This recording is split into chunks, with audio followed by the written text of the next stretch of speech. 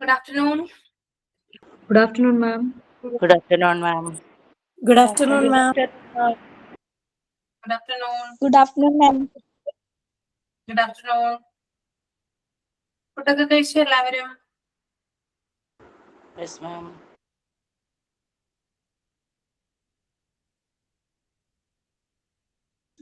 Ma'am, കഴിച്ചോ ma'am? കഴിച്ചു.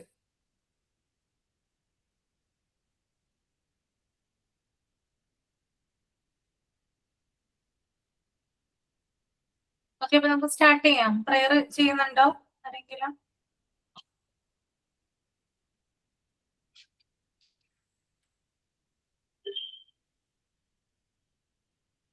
Miss ഞാൻ പ്രയർ ചെയ്യാം.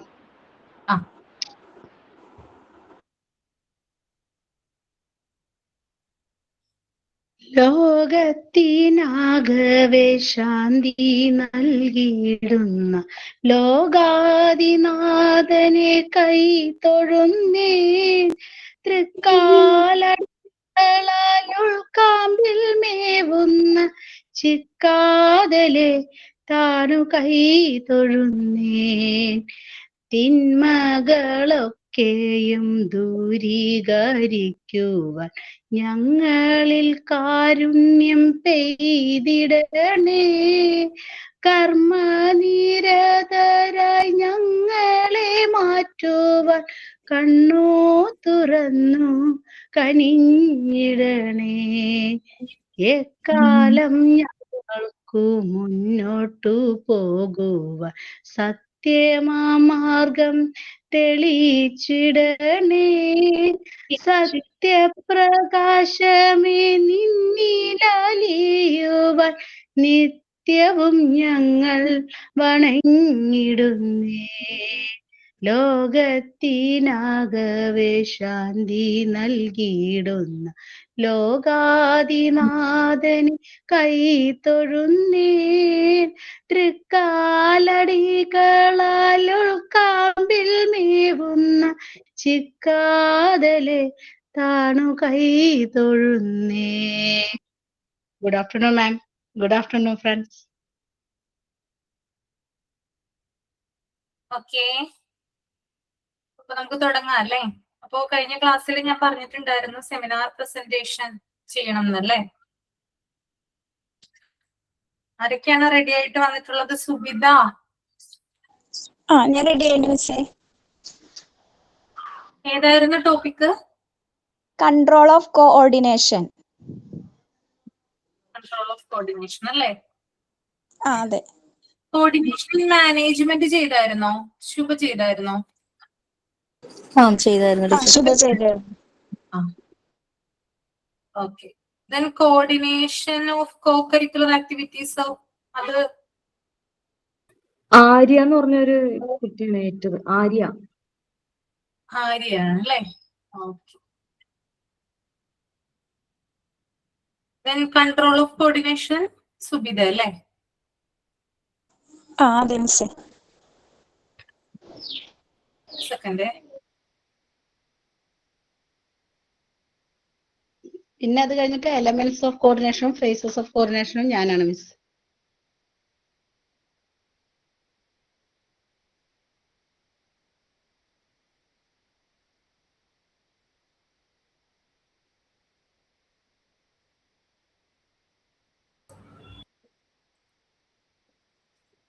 Elements of coordination, phase of coordination ആരാണ്?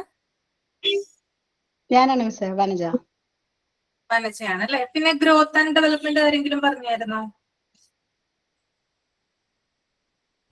No ma'am. ഇല്ല അല്ലെ? പറഞ്ഞു എന്നാണല്ലോ തോന്നുന്നേ. ഞാന് ഓർഗനൈസേഷൻ വരെ കൊടുത്തിട്ടുണ്ടായിരുന്നല്ലോ.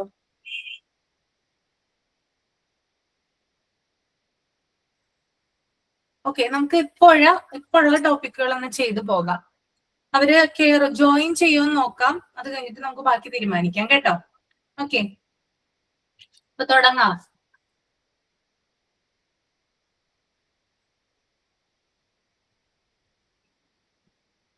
Subitha control of coordination present ചെയ്തോളൂ കേട്ടോ.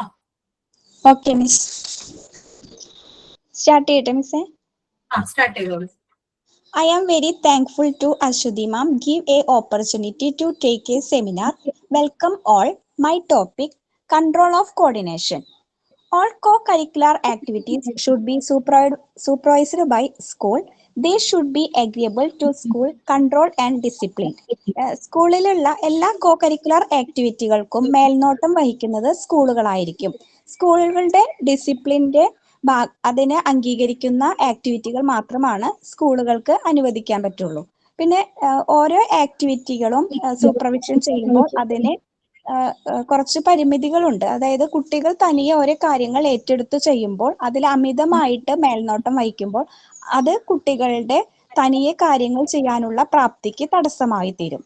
അവർക്ക് ഓരോ കാര്യങ്ങൾക്കും ലീഡർഷിപ്പ് കൊടുക്കാനുള്ള അവരുടെ കഴിവിനെ അത് പ്രതികൂലമായി ബാധിക്കും. അപ്പോൾ സൂപ്പർവിഷൻ ചെയ്യുമ്പോൾ അത് ഒരു ജനാധിപത്യ രീതിയിലാണ് എല്ലാ കാര്യങ്ങളിലും സൂപ്പർവിഷൻ നടത്തേണ്ടത്.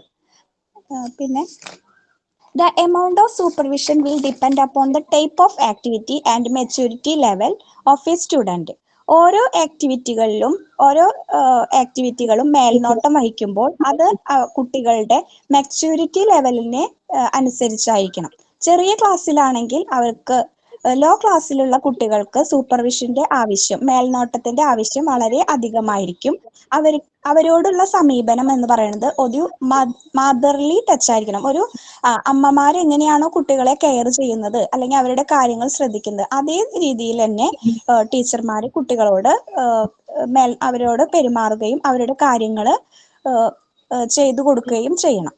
പിന്നെ നമ്മൾ കോളേജ് അതേപോലെയുള്ള ഇത്രയും കൂടി മെച്യൂരിറ്റി ലെവലിൽ വരുമ്പോൾ കുട്ടികൾക്ക് സൂപ്പർവിഷന്റെ ആവശ്യകത മറ്റേ താഴ്ന്ന ക്ലാസ്സുകളെക്കാളും കുറവായിരിക്കും. അവർക്ക് ഇത്രയും കൂടി മെച്യൂരിറ്റി ആയി ഉണ്ടാവും. അവർ ഇത്രയും കൂടി തനിയെ കാര്യങ്ങൾ ചെയ്യാൻ പ്രാപ്തിയായി ഉണ്ടാവും. അപ്പൊ അവരോട് ഒരു ബ്രദർലി ടൈപ്പ് അല്ലെങ്കിൽ നമ്മളൊരു ഫ്രണ്ട്ഷിപ്പിന്റെ ലെവലിലായിട്ട് അവരോട് കാര്യങ്ങൾ പറഞ്ഞു കൊടുക്കുകയും അതിന് മേൽനോട്ടം വഹിക്കുകയും ചെയ്യണം. പിന്നെ ചില കാര്യങ്ങളിൽ സൂപ്പർവിഷന്റെ ആവശ്യകത വളരെ കൂടുതലായിരിക്കും.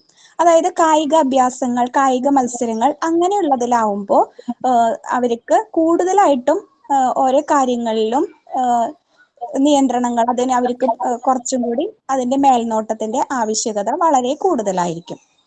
നമ്മൾ എപ്പോഴും ചെറിയ കുട്ടികളാവുമ്പോൾ അവരുടെ സ്കൂളിലാവുമ്പോൾ ടീച്ചേഴ്സ് ആവുമ്പോൾ ചെറിയ ക്ലാസ്സിലുള്ള പഠിപ്പിക്കുന്ന ടീച്ചേഴ്സ് ആവുമ്പോൾ കുട്ടികളുടെ ഓരോ കാര്യത്തിലും വളരെയധികം ശ്രദ്ധിക്കണം. അവരുടെ നോട്ട്ബുക്ക്, അവർ നോട്ട് കൃത്യമായിട്ട് എഴുതിയിട്ടുണ്ടോ, അവരത് സ്പെല്ലിംഗ് കറക്റ്റ് ആയിട്ടാണോ എഴുതിയേക്കുന്നത്, അങ്ങനെ അത് വളരെയധികം ചെക്ക് ചെയ്ത് കറക്റ്റായിട്ട് പോകണം. പിന്നെ അവർ ഫുഡ് കഴിക്കുമ്പോൾ നമ്മൾ ചെറിയ ക്ലാസ്സിലുള്ള ടീച്ചേഴ്സ് ആണെങ്കിൽ ഫുഡ് കഴിക്കുമ്പോൾ അവരുടെ ഒപ്പം ഇരിക്കണം. അവർ ഫുഡ് കംപ്ലീറ്റ് കഴിക്കുന്നുണ്ടോ, അങ്ങനെയൊക്കെ നീറ്റായിട്ടാണോ അവർ ഹാൻഡ് വാഷ് ചെയ്യണത്, അങ്ങനെയുള്ള കാര്യങ്ങളൊക്കെ നന്നായി നോക്കി അവരെ നല്ല രീതിയിൽ കെയർ ചെയ്യണം.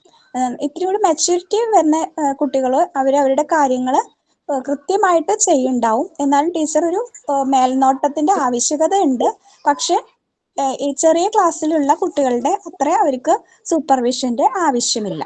ഇനി പറയണത് ഓരോ സ്കൂളുകളിലും കോ കരിക്കുലർ ആക്ടിവിറ്റികൾ ഉണ്ടെങ്കിൽ അവിടുത്തെ സ്കൂൾ മാനേജ്മെന്റ് അതിന് ഒരു കോർഡിനേറ്ററെ നിയമിക്കേണ്ടതുണ്ട്. അങ്ങനെ ഒരു കോർഡിനേറ്ററെ നിയമിക്കുമ്പോൾ ആൾക്ക് പാഠ്യപദ്ധതിയിൽ ഉള്ള അധിക ബാധ്യത കൊടുക്കാൻ പാടില്ല. To plan the activity program, the school administrator will to delegate the powers to director to coordinate the various activities to be organized in the school. The teaching load of a coordinator shall have to kept to minimum. ആയിട്ടുള്ള പാഠ്യപദ്ധതികൾ മാത്രമേ ആൾക്ക് കൊടുക്കാൻ പാടുകയുള്ളൂ.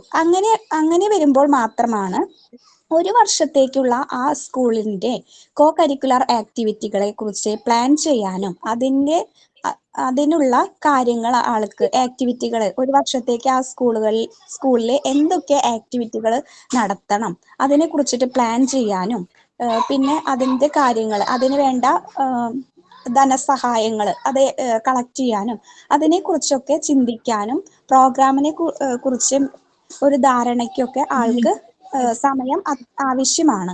അങ്ങനെ ഉണ്ടെങ്കിൽ മാത്രമാണ് ആ കോർഡിനേറ്റർക്ക് ആളുടെ കാര്യങ്ങൾ വളരെ കൃത്യതയോട് കൂടിയിട്ട് ചെയ്യാൻ പറ്റുകയുള്ളൂ. പിന്നെ പാഠ്യേതര പദ്ധതികൾ to select those which relate to school curriculum and satisfy school needs. സ്കൂളിലെ പാഠ്യേതര പദ്ധതിക്കും പാഠ്യേതരമല്ലാത്ത പദ്ധതികൾക്കും ആവശ്യമായിട്ടുള്ള കാര്യങ്ങൾ, അതിന്റെ മൂല്യങ്ങളെ കുറിച്ച് അദ്ദേഹം നല്ല അറിവുള്ളവനും അതിനെ കുറിച്ചിട്ട് നല്ല ഗവേഷണം ചെയ്യുന്ന ഒരാളായിരിക്കണം അവിടുത്തെ കോർഡിനേറ്റർ എന്ന് പറയുന്നത്.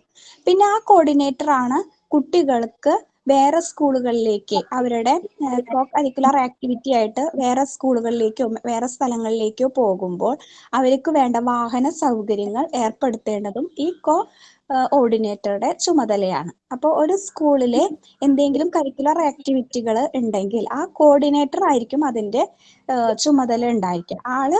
നല്ലൊരു കോർഡിനേറ്റർ ഒരു സ്കൂളിൽ ഉണ്ടെങ്കിൽ ആ സ്കൂളിലെ എല്ലാ പദ്ധതികളും വളരെ കൃത്യമായിട്ട് മേൽനോട്ടം ചെയ്ത് അത് മുന്നോട്ട് പോയി ആ സ്കൂളിലെ എല്ലാ ആക്ടിവിറ്റികളും നല്ല സക്സസ്സിലെത്തും.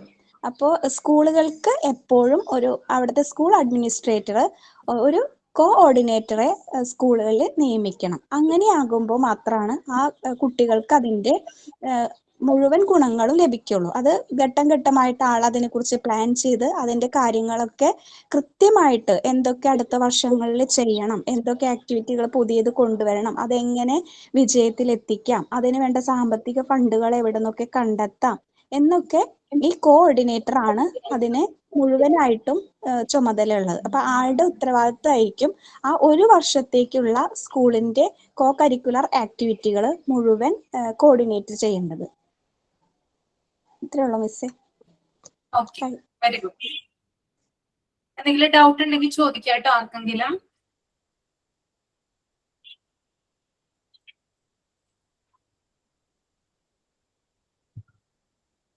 എല്ലാവർക്കും മനസ്സിലായോ? മാം, ഈ എന്താണ് പാഠ്യേതര എന്തോ സംതിങ് പറഞ്ഞല്ലോ, അതെന്തായിരുന്നു? എനിക്ക് മനസ്സിലായില്ല. പദ്ധതിയോ അങ്ങനെ എന്തോ സംതിങ് പറഞ്ഞായിരുന്നു. പാഠ്യേതര പദ്ധതി എന്ന് പറഞ്ഞിട്ടുണ്ടെങ്കിൽ നമ്മുടെ സ്കൂളിലുള്ള കലാപരമായിട്ടുള്ളത്, കായികം, സ്പോർട്സ്, ആർട്സ് അങ്ങനെയുള്ളത് പാഠ്യേതര പദ്ധതി. പാഠ്യപദ്ധതി എന്ന് പറഞ്ഞാൽ ഒരു വർഷം ഒരു ക്ലാസ്സിൽ എന്താണോ പഠിപ്പിക്കേണ്ടത് അതാണ് പാഠ്യപദ്ധതി എന്ന് പറയുന്നത്. അപ്പോൾ അത് കോ കരിക്കുലർ ആക്ടിവിറ്റി എന്നാണ് പാഠ്യേതര പദ്ധതി എന്ന് പറയാം. അങ്ങനെയല്ലേ മിസ്സേ? കോ കരിക്കുലർ ആക്ടിവിറ്റീസിനും തിരിച്ചിട്ടുണ്ടല്ലോ, അതാണ് കേട്ടോ പാഠ്യപദ്ധതിയും പാഠ്യേതര പദ്ധതിയും കേട്ടോ. Okay okay, then next one, elements of coordination, phase of coordination. ഞാന് Good afternoon, ma'am, and my dear friends. Today I am conducting a small seminar about elements of coordination and phases of coordination. First of all, I am very thankful to my Miss Ashwati ma'am for giving me the opportunity to conduct in the seminar. Once again, I am welcome all of you to listen my seminar. Elements of coordination. അപ്പോൾ elements of coordination പറയുന്നതിന് മുന്നേ നമുക്ക് just ഒന്ന് coordination എന്താണെന്ന് ഞാൻ ഒന്നും കൂടി ഒന്ന് ഓർമ്മിപ്പിക്കുകയാണ്. കോർഡിനേഷൻ എന്ന് പറഞ്ഞാൽ the process of organizing people or groups so that they work together properly and well for effective result. അതായത് ഓർഗനൈസ് ചെയ്യുക, എല്ലാവരും കൂടി പീപ്പിൾ ഒരു എവിടെയാണെങ്കിലും എല്ലാവരും കൂടി ഒത്തുചേർന്നുകൊണ്ട് ആ വർക്കിനെ ഒരുമിച്ച് ചേർന്ന് അതിന് നല്ല റിസൾട്ട് ആക്കാൻ വേണ്ടി നമ്മൾ ചെയ്യുന്നതാണ് കോർഡിനേഷൻ എന്ന് പറയുന്നത്. അതാണ് കോർഡിനേഷൻ. ഇനി അടുത്ത അതിലുള്ളതാണ് elements of coordination. Elements of coordination ടെക്സ്റ്റിൽ നമ്മൾ നോക്കാം. Coordination has the following 3 elements. There are the parts of the aspect of the program such as staff, students, curriculum. പ്രധാനമായിട്ടും 3 തരത്തിലാണുള്ളത്.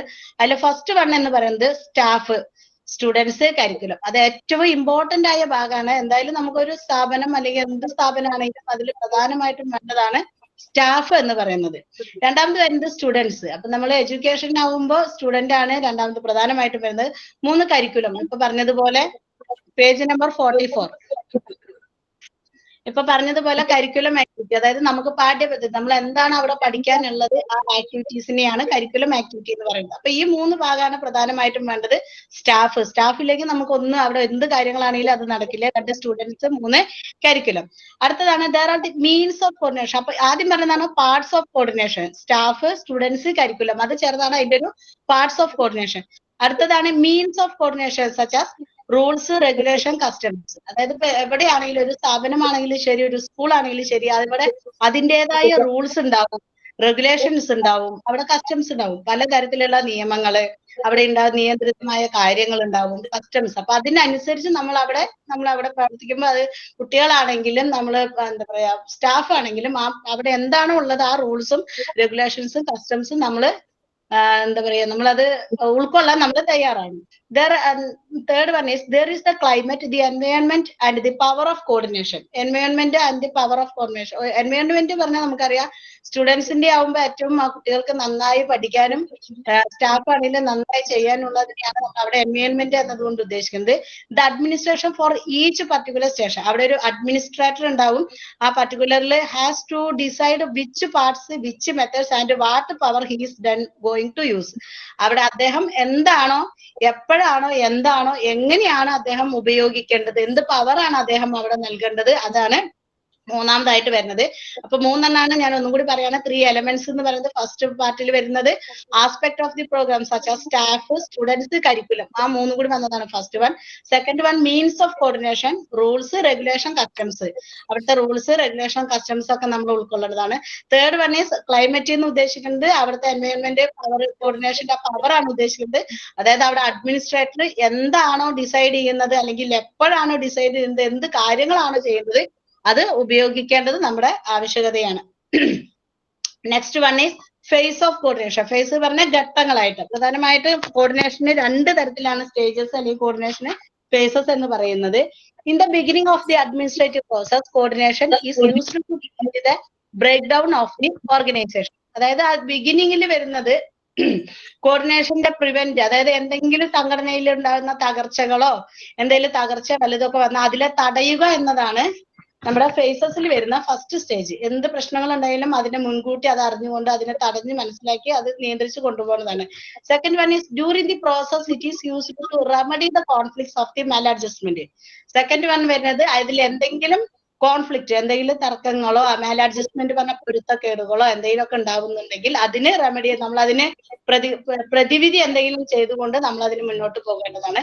It starts with establishing a unity and restores this unity whenever the purpose. അതായത് അവിടെ ഒരു unity ഉണ്ടാവണം, എല്ലാവരും കൂടി ചേർന്ന് ആ purpose, അതെന്താണ് ഒരു ആവശ്യം പറഞ്ഞാൽ ആ ആവശ്യത്തിന് എല്ലാവരും കൂടി ചേർന്നുകൊണ്ട് അതിലുണ്ടാകുന്ന പൊരുത്തക്കേടുകളും സംഘടനയിലെ പ്രശ്നങ്ങളും എല്ലാം ചേർത്തുകൊണ്ട് അതിനെ റിക്കവർ ചെയ്തുകൊണ്ട് നമ്മൾ മുന്നോട്ട് പോകേണ്ടതാണ്. The structure and the process is threatened. അപ്പോഴാണ് ആ എന്തെങ്കിലും ഭീഷണികളും ആ സ്ട്രക്ചറിൽ ആ പ്രോസസ്സിൽ ഭീഷണികളും മറ്റും ഉണ്ടാകുമ്പോൾ അതിനെ നമ്മൾ ഓവർകം ചെയ്തുകൊണ്ട് പോകുന്നത്. Thus it is both a preventive and curative measure. അതാണ് പ്രിവെന്റീവ് ആൻഡ് ക്യൂറേറ്റീവ് മെഷർ എന്ന് പറഞ്ഞാൽ പ്രിവെൻഷൻ. നമുക്കറിയാം പ്രിവെൻഷൻ പറഞ്ഞാൽ മുൻകൂട്ടി എന്തെങ്കിലും ഒരു പ്രശ്നം വരുമ്പോൾ അതിന് മുൻകൂട്ടി തടസ്സം നീക്കുക അല്ലെങ്കിൽ അതിനെ മുൻകൂട്ടി എടുക്കുന്നതാണ് ആ മെഷർ. അത് നമ്മൾ അതിനെ ക്യൂറേറ്റീവ് മെഷർ എന്ന് പറഞ്ഞാൽ അത് ഭേദമാക്കുന്ന തരത്തിൽ നമ്മൾ അതിനെ തടസ്സം മുൻകൂട്ടി വരുന്നതിന് മുന്നേ നമ്മൾ എടുത്ത് ആ കോർഡിനേഷന് നമ്മൾ എന്തെങ്കിലും പ്രശ്നങ്ങൾ ഉണ്ടാവുമ്പോൾ എല്ലാവരും കൂടി ചേർന്നുകൊണ്ട് ഇതുപോലെയുള്ള പൊരുത്തക്കേടുകളും മറ്റും എന്തെങ്കിലും നമ്മൾ വരികയാണെങ്കിൽ എല്ലാവരും കൂടി ചേർന്നുകൊണ്ട് അതിനെ കോൺഫ്ലിക്ട്സ് ഒക്കെ വരുമ്പോൾ നമ്മൾ എല്ലാവരും കൂടി ചേർത്ത് അത് ഇല്ലാതെയാക്കണം. ഇതാണ് അതിന്റെ ഫേസസ് എന്ന് പറയുന്നത്. ഫേസസ് 2 സ്റ്റേജസ് ആയിട്ടാണ് ഇതിൽ കൊടുത്തിരിക്കുന്നത്. എലമെന്റ്സ് 3 പാർട്സ് ആയിട്ടും കൊടുത്തിട്ടുണ്ട്. പിന്നെ ക്ലൈമറ്റ് എൻവയോൺമെന്റ് പറഞ്ഞു, നമ്മൾ അഡ്മിനിസ്ട്രേറ്റർ ഉണ്ടാകുന്ന അയാൾ അഡ്മിനിസ്ട്രേറ്റർ എന്താണോ അദ്ദേഹം അവിടെ ചെയ്യുന്നത്, എന്താണ് കാര്യങ്ങൾ, എന്ത് കാര്യമാണ് എപ്പോഴാണ് ചെയ്യേണ്ടത് എന്ന് തീരുമാനിക്കേണ്ട ആള് അഡ്മിനിസ്ട്രേറ്റർ തന്നെയാണ്. അപ്പൊ അതിന്റെയാണ് ഫേസസും കൂടി വരുന്നത്. എന്തെങ്കിലും പ്രശ്നങ്ങൾ ഉണ്ടെങ്കിൽ മുൻകൂട്ടി കണ്ടുകൊണ്ട് അതിനെ നമ്മൾ ബ്രേക്ക് ഡൗൺ അല്ലെങ്കിൽ അതിനെ തിരിച്ച് നമ്മൾ എന്തെങ്കിലും പൊരുത്തക്കേടുകൾ ഉണ്ടെങ്കിൽ നമ്മൾ അതൊക്കെ അഡ്ജസ്റ്റ് ചെയ്തുകൊണ്ട് മുന്നോട്ട് പോകേണ്ടതാണ്. Here I am concluding my seminar. Thank you all of you cooperation. Thank you, Miss. Okay. Very good. എല്ലാവർക്കും മനസ്സിലായോ? എന്തെങ്കിലും ഡൗട്ട് ഉണ്ടെങ്കിൽ ചോദിച്ചോളൂ കേട്ടോ.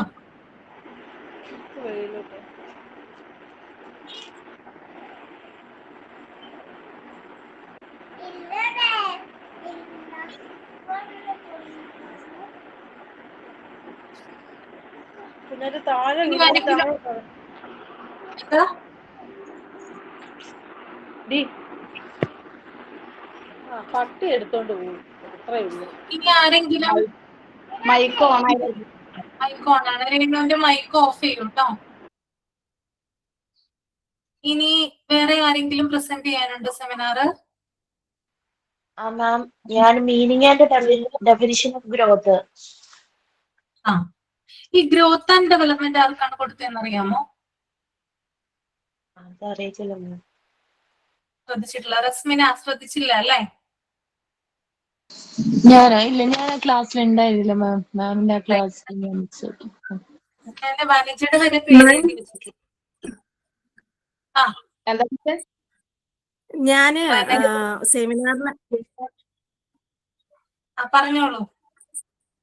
ഞാൻ സെമിനാറിന് വേണ്ടിയിട്ട് ഞാൻ പ്രിപ്പയർ ചെയ്തിട്ടുണ്ടായിരുന്നു. പക്ഷെ ഞാൻ ക്ലാസ് കയറിയിട്ടില്ല. എനിക്ക് തന്നിരിക്കുന്ന ടോപ്പിക് അല്ല. പക്ഷെ ഗ്രോത്ത് ആൻഡ് ഡെവലപ്മെന്റ് ആയിരുന്നു നമ്മുടെ വൈവേക്ക് ഞാൻ പ്രിപ്പയർ ചെയ്ത് വെച്ചിട്ടുണ്ടായിരുന്നത്. അപ്പൊ അത് വേണമെങ്കിൽ അപ്പൊ ചെയ്യാൻ പറഞ്ഞത് എന്തോ ചെയ്യാമോ? പ്രസന്റ് ചെയ്യാൻ ഓക്കെ ആണോ? പ്രസന്റ് ചെയ്യാം മാം. ഓക്കെ. ഞാനേ വനജയുടെ പേര് വരെ എഴുതി വെച്ചിട്ടുള്ളൂ ടെക്സ്റ്റ് ബുക്കില്. ബാക്കി പേരുകളൊന്നും എഴുതിയിട്ടില്ല. അതാണ് ചോദിച്ചത് കേട്ടോ. ഓക്കെ. അപ്പോ നമ്മുടെ ജിസ്ന പറയൂ. മാം ഇപ്പൊ നമ്മൾ ഈ ചെയ്യുന്ന സെമിനാറിന് മാർക്കുള്ളതാണോ? അതെ, മാർക്കുള്ളതാണ് കേട്ടോ. അതായത് വൈവ കഴിഞ്ഞിട്ടില്ലാത്തവർക്ക് ഈ സെമിനാറിന്റെ മാർക്ക് ഇടുന്നതാണ്. ഇപ്പൊ വനജയുടെ കഴിഞ്ഞിട്ടില്ല അല്ലെ? തിങ്കളാഴ്ചയാണ് സ്ലോട്ട് വന്നിരിക്കുന്നത്. വനജയ്ക്ക് ഇപ്പൊ പ്രസന്റ് ചെയ്തിട്ടുള്ള സെമിനാറിന്റെ മാർക്കാണ് വൈവക്ക് കൊടുക്കുക. ഓക്കെ. ഇപ്പോ ജിസ്ന പ്രസന്റ് ചെയ്യാമോ growth and development? Yes ma'am. Thank you, Ashwini ma'am, for giving me an opportunity to take a seminar on the topic of growth and development. Welcome all. Growth and development. Growth and development എന്ന് പറഞ്ഞു കഴിഞ്ഞിട്ടുണ്ടെങ്കിൽ നമ്മൾ മുന്നേ പഠിച്ചിട്ടുണ്ട് growth and development. Growth എന്ന് പറയുന്നത് നമ്മുടെ physically ആയിട്ടുള്ള ഡെവലപ്മെന്റിനെയും ഫിസിക്കലി വരുന്ന ആ ഒരു മാറ്റത്തിനെയാണ് നമ്മൾ ഗ്രോത്ത് എന്ന് പറയുന്നത് ഉദ്ദേശിക്കുന്നത്. ഡെവലപ്മെന്റ് എന്ന് പറയുന്നത് നമ്മുടെ മെന്റലി വരുന്ന ആ ഒരു വളർച്ചയാണ്. അപ്പം ഈ ഗ്രോത്ത് ആൻഡ് ഡെവലപ്മെന്റിൽ എഡ്യൂക്കേഷന് ഈ എഡ്യൂക്കേഷൻ എന്ന് പറയുന്നത് ഡെവലപ്മെന്റിന്റെ ഒരു പ്രോസസ്സാണ്. അതായത് education is the process of development. ആ എഡ്യൂക്കേഷൻ നമ്മൾ കൊടുക്കുമ്പോൾ ഡെവലപ്മെന്റിന്റെ ആ ഒരു പ്രോസസ്സിലേക്കാണ് നമ്മൾ കിടക്കുന്നത്. ഒരു എഡ്യൂക്കേഷണൽ ഇൻസ്റ്റിറ്റ്യൂഷൻ എന്ന് പറയുമ്പം ഹ്യൂമൻ ഡെവലപ്മെന്റിനെ സഹായിക്കുന്ന ഒന്നാണ് എഡ്യൂക്കേഷണൽ ഇൻസ്റ്റിറ്റ്യൂഷൻസ്. ഒരു ഐഡിയൽ ആയിട്ടുള്ള ഒരു സമൂഹത്തിനെ ക്രിയേറ്റ് ചെയ്യാനായിട്ട് എഡ്യൂക്കേഷൻ ഹെൽപ്പ് ചെയ്യുന്നുണ്ട്. ഒരു നമ്മുടെ നല്ല രീതിയിൽ ഒരു വിദ്യാർത്ഥി അല്ലെങ്കിൽ ഒരു സ്റ്റുഡന്റ് നല്ല രീതിയിൽ വളർന്നു വരുവാനായിട്ട് എഡ്യൂക്കേഷൻ നമ്മളെ നല്ല രീതിയിൽ സഹായിക്കുന്നുണ്ട്. ആ ഇൻസ്റ്റിറ്റ്യൂഷനും എന്താണ്? അതിന്റെ ഒരു ഭാഗമാണ്. കോത്താരി കമ്മീഷൻ പറയുന്നത് എന്താണെന്ന് വെച്ചിട്ടുണ്ടെങ്കിൽ ഇന്ത്യയുടെ ഭാവി അല്ലെങ്കിൽ ഇന്ത്യയുടെ വിധി രൂപപ്പെടുന്നത് ക്ലാസ് മുറികളിൽ നിന്നാണ് എന്നാ പറയുന്നത്. അതായത് the fate of India is being shaped in her class room. അതായത് ഒരു ക്ലാസ് റൂമിൽ നിന്നാണ് ഒരു ഇന്ത്യയുടെ ഭാവി അല്ലെങ്കിൽ ഇന്ത്യയുടെ ഒരു വിധി രൂപപ്പെടുന്നത് എന്ന് പറയുന്നത്. അതായത് അത്രത്തോളം ഒരു ക്ലാസ് മുറി ആ സ്റ്റുഡന്റിന്റെ ഡെവലപ്മെന്റിന് എന്ത് ചെയ്യുന്നുണ്ട്? സഹായിക്കുന്നുണ്ട്. ഗ്രോത്തിനെയും ഡെവലപ്മെന്റിനെയും സഹായിക്കുന്ന ഒരു ഏറ്റവും മെയിൻ ആയിട്ടുള്ള ഒരു പാർട്ടാണ് ആ ക്ലാസ് റൂം എന്ന് പറയുന്നത്. ഇനി പേഴ്സണൽ ഡെവലപ്മെന്റിനും സോഷ്യൽ ഡെവലപ്മെന്റിനും നാഷണൽ ഡെവലപ്മെന്റിനും ഒരു സ്കൂളും ക്ലാസ് റൂമും റെസ്പോൺസിബിൾ ആണ്. അതായത് ഒരു സ്റ്റുഡന്റ് അവന്റെ പേഴ്സണൽ ആയിട്ടുള്ള ഡെവലപ്മെന്റും സോഷ്യൽ ആയിട്ടുള്ള ഡെവലപ്മെന്റും നാഷണൽ ആയിട്ടുള്ള ഡെവലപ്മെന്റും ആ കുട്ടിയിൽ വളർന്നു വരുവാനായിട്ടുള്ള സാഹചര്യം ഉണ്ടാക്കുന്നത് ഒരു സ്കൂളും അതിന്റെ ക്ലാസ് റൂമുകളുമാണ് എന്നാണ് പറയുന്നത്. കുട്ടികളുടെ ഗ്രോത്തിനും ഡെവലപ്മെന്റിനും സഹായകമായിട്ടുള്ള ഒരു അന്തരീക്ഷം അല്ലെങ്കിൽ ഒരു എൻവിറോൺമെന്റ് ക്രിയേറ്റ് ചെയ്യുക എന്നതാണ് ഓരോ ടീച്ചേഴ്സിന്റെയും പ്രിൻസിപ്പൽസിന്റെയും ഉത്തരവാദിത്തം. ഒരു പ്രിൻസിപ്പലിന്റെയും ഒരു ടീച്ചറിന്റെയും ഉത്തരവാദിത്തം എന്ന് പറയുന്നത് ഒരു കുട്ടിയുടെ നല്ല രീതിയിലുള്ള ഒരു അന്തരീക്ഷം സൃഷ്ടിച്ചുകൊണ്ട് ആ കുട്ടിയുടെ ഗ്രോത്തും ഡെവലപ്മെന്റും നല്ല രീതിയിൽ മുന്നോട്ട് കൊണ്ടുപോകും, നല്ല രീതിയിൽ വളർത്തിക്കൊണ്ട് വരിക എന്നുള്ളതാണ് ഒരു പ്രിൻസിപ്പലിന്റെയും അത് മാത്രമല്ല ഒരു ടീച്ചറിന്റെയും ഉത്തരവാദിത്തം എന്ന് പറയുന്നത്.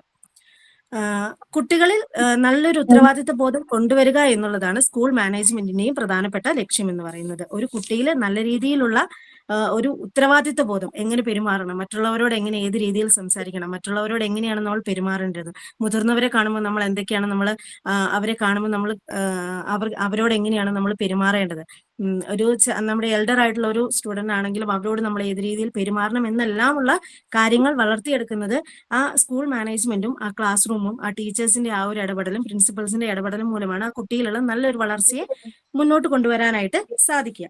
അങ്ങനെ മൂന്ന് തരത്തിലുള്ള ഏരിയകളാണ് ഗ്രോത്തിനും ഡെവലപ്മെന്റിനും ഉള്ളത്. അതിലൊന്നെന്ന് പറയുന്നത് growth and development of A children, ഒരു കുട്ടിയിലുള്ള ഗ്രോത്തും ഡെവലപ്മെന്റും. അതേപോലെ തന്നെ growth and development of teacher, ഒരു ടീച്ചറിന്റെ ഗ്രോത്തും ഡെവലപ്മെന്റും, ആൻഡ് ഗ്രോത്ത് ആൻഡ് ഡെവലപ്മെന്റ് സ്കൂളിന്റെ ഗ്രോത്തും ഡെവലപ്മെന്റും ആണ്. ഒരു ഗ്രോത്ത് ആൻഡ് ഡെവലപ്മെന്റ് എന്ന് പറയുന്നത് കുട്ടികൾക്ക് മാത്രമല്ല ടീച്ചേഴ്സിനും ഉണ്ടാവേണ്ട ഒന്നാണ്. അതായത് ഓരോ കുട്ടികളിൽ നിന്നും ഓരോ ടീച്ചേഴ്സിനും പഠിക്കാനുള്ള കുറെ കാര്യങ്ങൾ നമുക്കുണ്ട്. അതായത് നമ്മൾ ടീച്ചേഴ്സ് എന്ന് പറയുമ്പോൾ നമ്മൾ വിചാരിക്കും ഇപ്പൊ നമ്മളൊരു ടീച്ചറായി കഴിഞ്ഞ് കഴിഞ്ഞിട്ടുണ്ടെങ്കിൽ നമ്മളെല്ലാം പഠിച്ചു കഴിഞ്ഞു എന്നുള്ളതല്ല. മേ ബി ചിലപ്പോൾ നമ്മളെ കുട്ടികളും പല കാര്യങ്ങളും നമ്മളെ പഠിപ്പിക്കാനുള്ള അല്ലെങ്കിൽ അവരുടെ ആ പെരുമാറ്റത്തിൽ നിന്നും അവരുടെ ആ രീതികളിൽ നിന്നും നമുക്ക് ടീച്ചേഴ്സിനും കുറെ അധികം പഠിക്കാവുന്നതാണ്. പിന്നെ growth and development it is responsible for principles which is orient towards the growth and development of students. അതായത് കുട്ടികളുടെ വളർച്ചയ്ക്ക് ഏറ്റവും കൂടുതൽ റെസ്പോൺസിബിൾ ആയിരിക്കുന്നത് അവരുടെ പ്രിൻസിപ്പൽസ്, നമ്മുടെ സ്കൂളിന്റെ ആ പ്രിൻസിപ്പൽസും അവരുടെ ടീച്ചേഴ്സും ബാക്കിയുള്ള ആൾക്കാരും ഒക്കെയാണ്. ആ ഇൻസ്റ്റിറ്റ്യൂഷൻ തന്നെ എന്ത് ചെയ്യാണ്, കുട്ടികളുടെ വളർച്ചയ്ക്കും ഡെവലപ്മെന്റിനും ഏറ്റവും കൂടുതൽ പ്രാധാന്യം നൽകുന്നതാണ്. അവരിൽ നിന്നാണ് കുട്ടികളുടെ വളർച്ചയും ഡെവലപ്മെന്റും മുന്നോട്ട് പോകുന്നത്. ഇത്രയാണ് മാം ഉള്ളത്. Thank you for listening me. Okay, thank you. Rajeshwari ക്ലാസ്സിൽ കയറിയിട്ടുണ്ടോ? ജോയിൻ ചെയ്തിട്ടുണ്ടോ? യെസ് മാം, എനിക്ക് ഓഫീസിൽ സാറുണ്ടായിരുന്നു, സാർ ഇപ്പൊ പോയുള്ളൂ, അതാണ് ലേറ്റ് ആയത്. ഇപ്പൊ പ്രസന്റ് ചെയ്യാൻ ഓക്കെ ആണോ? ഓക്കെ ആണ് മാം. ഓക്കെ, ഒന്ന് പ്രസന്റ് ചെയ്തോളൂ കേട്ടോ.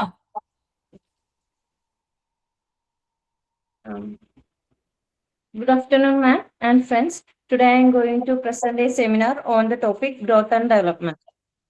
രാജേശ്വരിയുടെ വൈവ കഴിഞ്ഞതാണോ? ഏത് ബാച്ചായിരുന്നു? വൈവ് കഴിഞ്ഞതാണ്, MT12. ജിഷ മാം ആണ്. ഓക്കെ, ടെസ്റ്റ് വായിക്കാം. Education is a process of development. Educational institutions are entrenched for human development. Education creatures and creators of the society.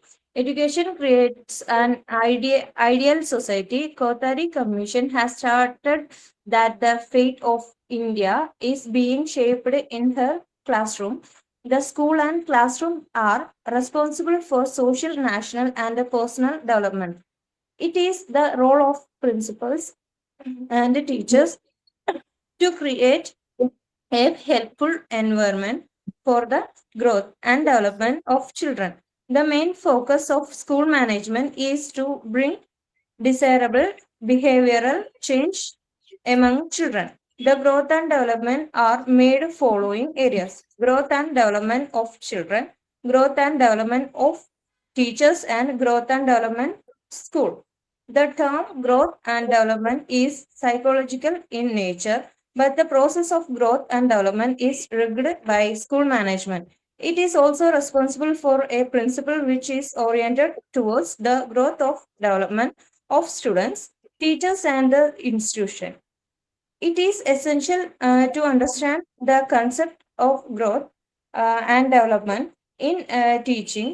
The learning process is limited to students only, but in school management, this term has a wide area. Example, school climate and school health. Introduction of power of education. Developmental process. Education is not just about teaching. It is a process of human development that creates the creators and creatures of society. National impact. As the Kothari Commission started the fate of nation in shaped within its classroom. The institution role.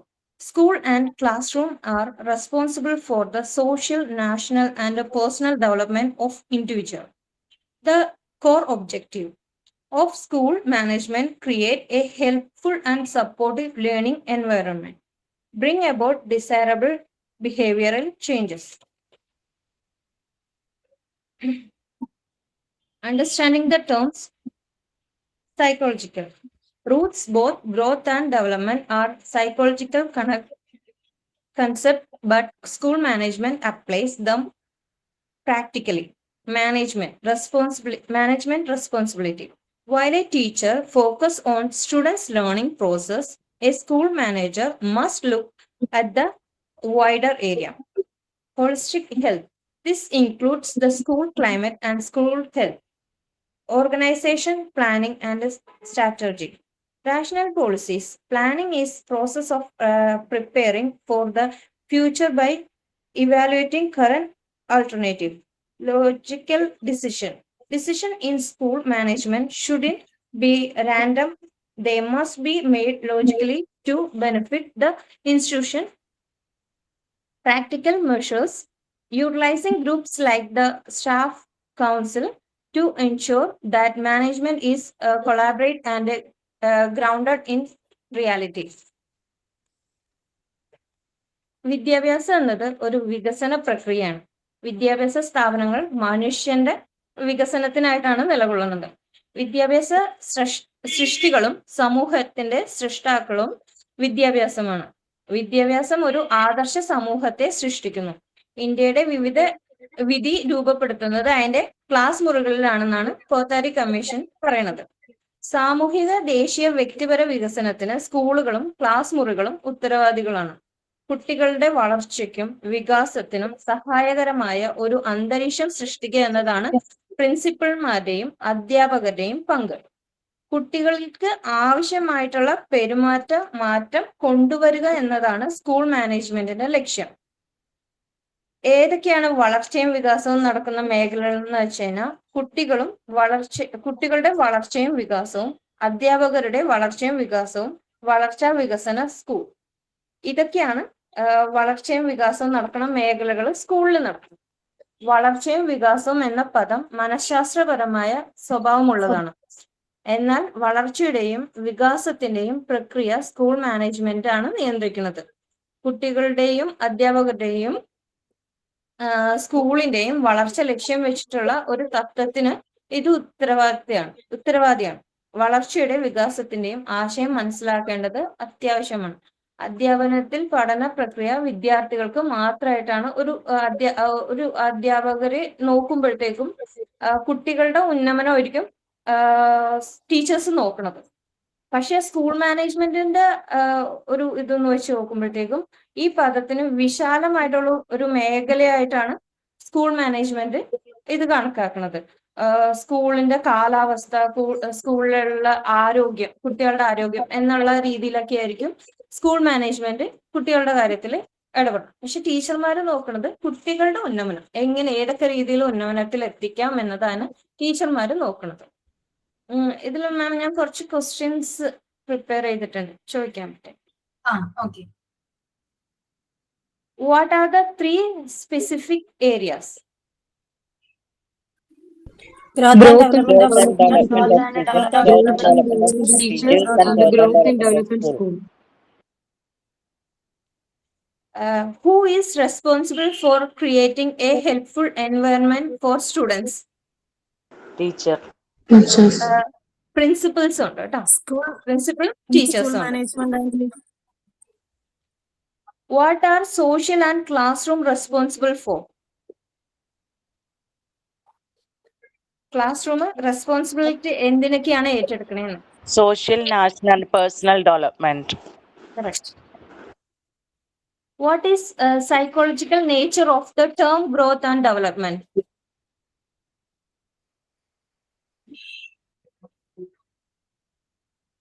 The term growth and development ആണോ?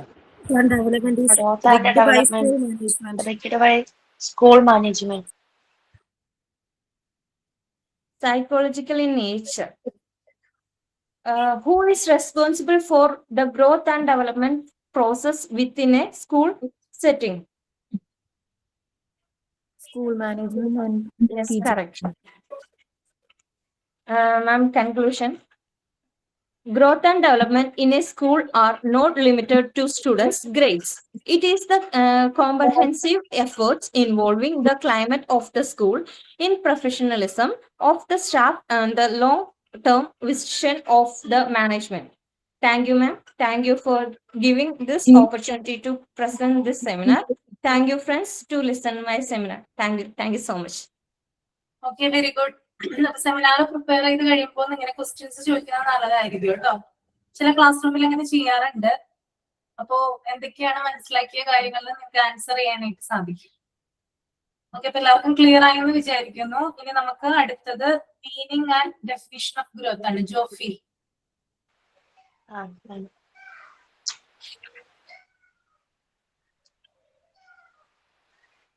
ഞാനിവിടെ പറയാൻ പോകുന്ന meaning and definition of growth ആണ്. Good afternoon ma'am, good afternoon friends. വളർച്ച എന്നത് സമയത്തിനൊപ്പം വലുതും മികച്ചതുമായി തീരുന്ന ഒന്നാണ്. ഒരു സ്കൂളിന്റെ കാര്യത്തിൽ എന്നാൽ ആ സ്കൂളിന്റെ വികസനവും മെച്ചപ്പെടുത്തലുമാണ്. ഒരു സ്കൂളിന്റെ വളർച്ച പല രീതികളിൽ കാണാൻ കഴിയും. വിദ്യാർത്ഥികളുടെ എണ്ണം കൂടുമ്പോഴും കൂടുതൽ അധ്യാപകർ സ്കൂളിലേക്ക് എത്തുമ്പോഴും അത് സ്കൂളിന്റെ വളർച്ചയെ കണക്കാക്കുന്നു. അതുപോലെ നല്ല ക്ലാസ് മുറികളും കൂടുതൽ ഉപകരണങ്ങളും മികച്ച സൗകര്യങ്ങളും ഉണ്ടാകുന്നത് സ്കൂളിന്റെ വളർച്ചയെ സഹായിക്കുന്നു. വളരുന്ന ഒരു സ്കൂള് വിദ്യാർത്ഥികൾക്ക് നല്ല പഠന പരിസ്ഥിതി നൽകുന്നു. ഇത് വിദ്യാർത്ഥികൾക്ക് കൂടുതൽ നന്നായി പഠിക്കാനും അവരുടെ കഴിവുകൾ വികസിപ്പിക്കാനും സഹായിക്കുന്നു. കൂടാതെ സ്കൂളിന്റെ കൂടുതൽ ശക്തവും വിജയകരവുമാക്കുന്നു. ഗ്രോത്തിന്റെ കുറച്ച് പോയിന്റ്സ് ആണ് പറയുന്നത്. അടിസ്ഥാന സൗകര്യങ്ങൾ. പുതിയ ക്ലാസ് മുറികളും ആധുനിക ലാബുകളും നിർമ്മിക്കുന്നത് സ്കൂളിന്റെ ഭൗതിക സാഹചര്യങ്ങൾ മെച്ചപ്പെടുത്തുന്നു. ഗുണനിലവാരമുള്ള വിദ്യാഭ്യാസം. യോഗ്യതയുള്ള അധ്യാപകരെ നിയമിക്കുന്നത് വഴി വിദ്യാർത്ഥികളുടെ പഠന നിലവാരം ഉയർത്താൻ സാധിക്കും. പാഠ്യേതര പ്രവർത്തനങ്ങൾ. കലാകായിക മത്സരങ്ങൾ പ്രോത്സാഹിപ്പിക്കുന്നത് കുട്ടികളുടെ സർഗാത്മകത വർദ്ധിപ്പിക്കാൻ സഹായിക്കുന്നു. ഡിജിറ്റൽ വൽക്കരണം. സ്മാർട്ട് ക്ലാസ് റൂമുകളും ഇന്റർനെറ്റ് സൗകര്യവും സ്കൂളിനെ ആധുനിക കാലത്തിനനുസരിച്ച് വളർത്തുന്നു. അച്ചടക്കം. നല്ല അച്ചടക്കം മൂല്യനിഷ്ഠ വിദ്യാഭ്യാസവും സ്കൂളിന്റെ പ്രശസ്തി വർദ്ധിപ്പിക്കുന്നു. പ്രത്യേക ശ്രദ്ധ.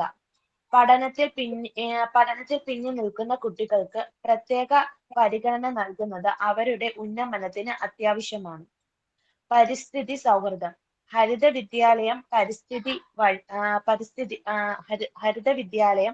പദ്ധതികൾ വഴി സ്കൂൾ ക്യാമ്പസ് മനോഹരമാക്കാൻ സാധിക്കുന്നു. ഇതെല്ലാം വിദ്യാഭ്യാസ ലക്ഷ്യങ്ങൾ നേടിയെടുക്കുന്ന ഒന്നാണ്.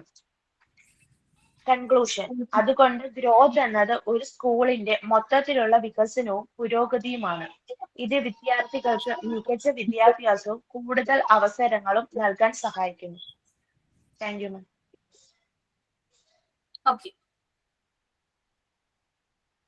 ഓക്കെ ആണോ? ക്ലിയർ ആണോ? ഓക്കെ, അപ്പൊ ഇതില് ഇനി നമുക്ക് 2 ടോപ്പിക്കാണ് വരുന്നത് സെമിനാർ എടുക്കാനായിട്ട്. ഒന്ന് ഓർഗനൈസേഷനും മറ്റൊന്ന് coordination of co curricular activities. ഈ 2 ടോപ്പിക്കാണ് ഇനി എടുക്കാനുള്ളത്. അപ്പൊ നമുക്ക് ചൊവ്വാഴ്ചത്തേക്ക് അവർ ജോയിൻ ചെയ്യാൻ നോക്കാം. അഥവാ ജോയിൻ ചെയ്തില്ലെങ്കിൽ ഞാൻ തന്നെ എക്സ്പ്ലെയിൻ ആക്ടിവിറ്റിയാണ് ഞാൻ ചെയ്തോ. പുറത്താണ്, കുഴപ്പമില്ല, എനിക്ക് അറിയുന്ന പോലെ ഞാൻ പറയാം. ഓക്കെ പ്രസന്റ് ചെയ്തോളൂ. Respected ma'am and dear friends, എൻ്റെ topic coordination of co curricular activities. 14. ഞാൻ ആ വൈവ കഴിഞ്ഞപ്പോ വൈവയ്ക്ക് ഞാൻ പ്രസന്റ് ചെയ്തിട്ടുണ്ടായിരുന്നു.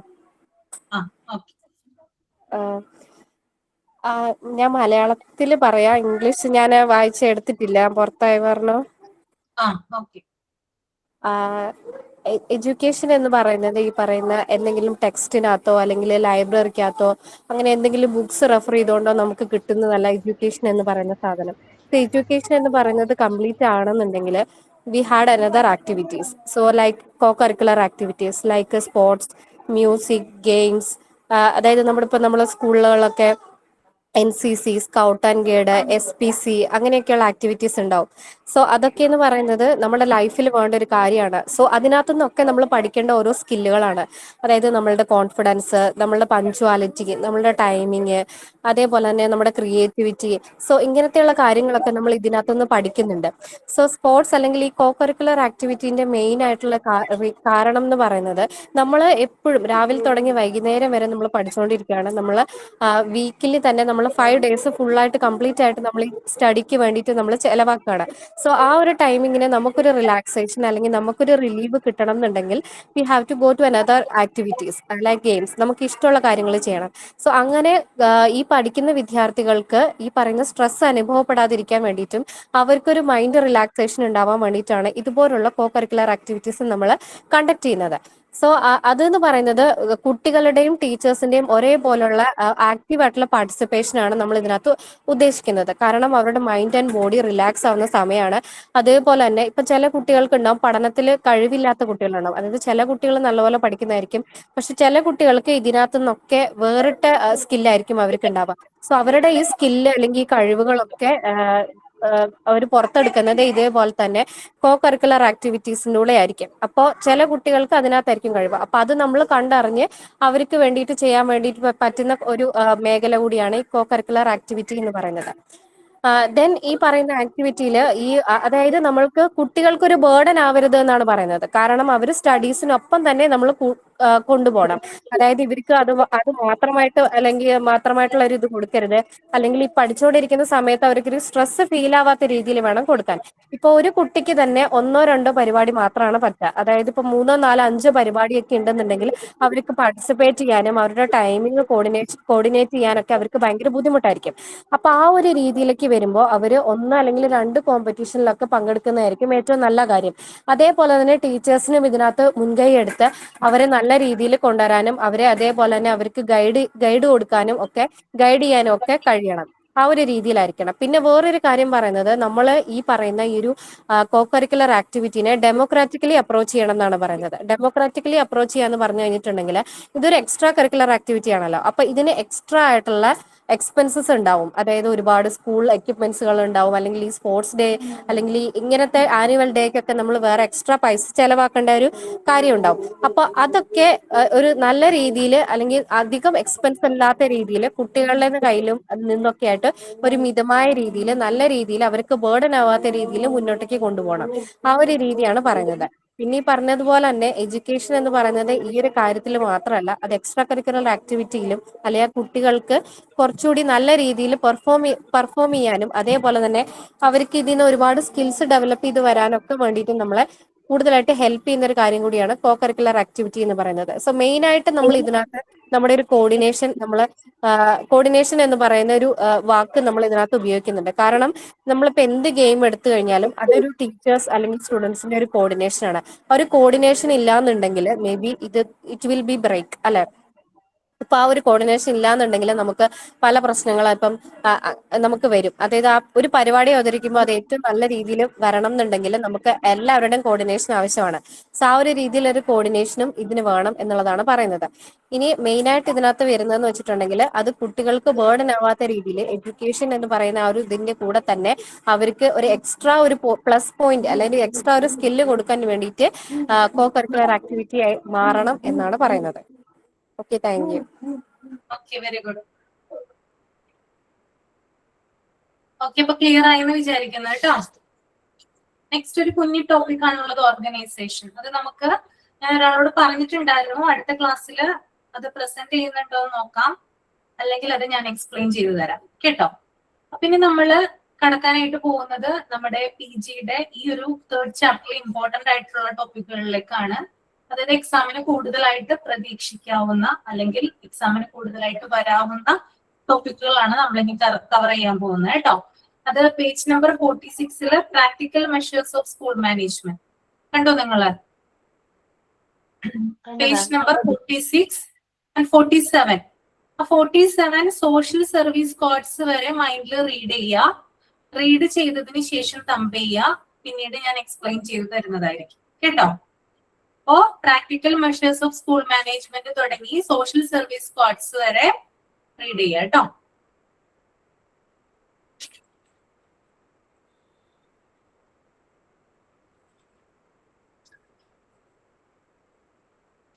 സിക്സ് പോയിന്റ്സ് അല്ലേ മാം?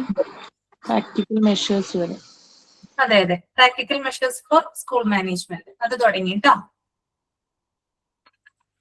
ഒരു പ്രാക്ടിക്കൽ മെഷേഴ്സ് വരെ ഉണ്ട്. അത് റീഡ് ചെയ്യാൻ പറ്റുവാണെങ്കിൽ അതും കൂടി റീഡ് ചെയ്യാം.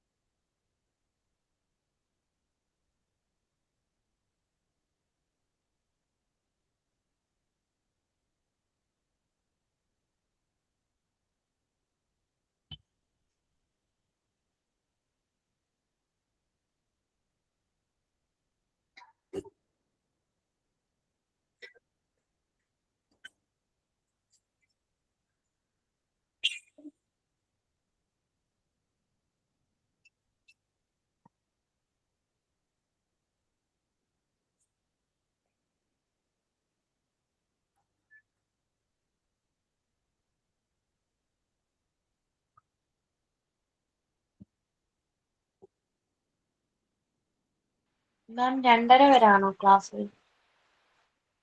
എന്താ? മാം 2:30 വരാണോ ക്ലാസ്? ഇല്ല, 2:30 കൂടും. കൂടുവോ? ആ ശരി.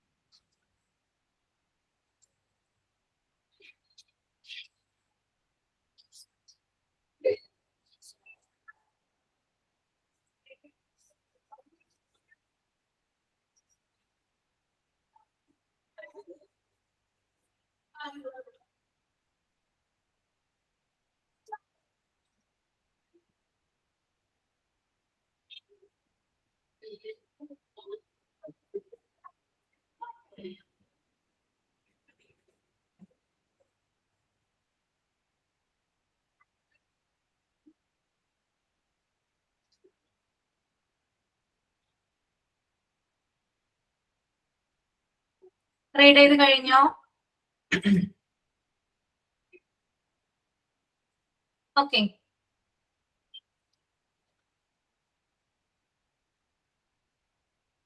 ഓക്കെ, അപ്പൊ നമുക്ക് നോക്കാം practical measures four school management.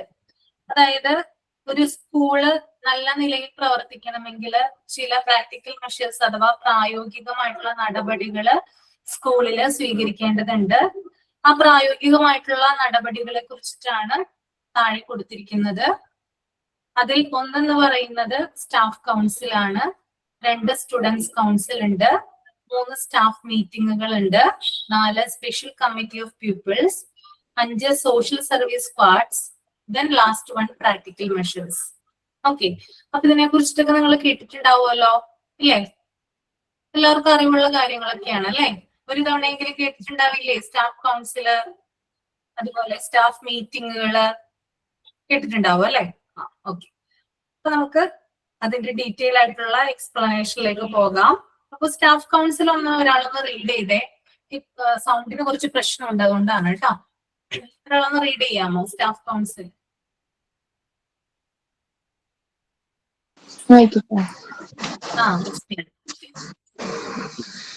Staff Council. The aim of the council is to plan all important matters of the school.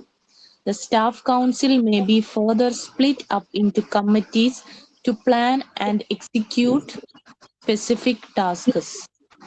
Meeting of the staff council should be held frequently to discuss all important issues. Senior members of the staff should comprise the staff council. Okay. അപ്പൊ staff council എന്ന് പറയുന്നത് എല്ലാവരും കേട്ടിട്ടുള്ള ഒരു കാര്യമാണ്. സ്കൂളിലെ പ്രധാനപ്പെട്ടിട്ടുള്ള കാര്യങ്ങൾ തീരുമാനിക്കാൻ ടീച്ചേഴ്സിന്റെ ഒരു സംഘം രൂപീകരിക്കുന്നതാണ് എന്ത്? Staff council. നിങ്ങൾക്ക് എന്തെങ്കിലും സൗണ്ടുകൾ വരുന്നുണ്ടോ? എന്തെങ്കിലും ഡിസ്റ്റർബൻസ് ഉണ്ടോ? ഉണ്ടല്ലേ? ഉണ്ടോ? യെസ് മാം, ചെറുതായിട്ട്. ഓക്കെ, ഒരു സെക്കൻഡേ.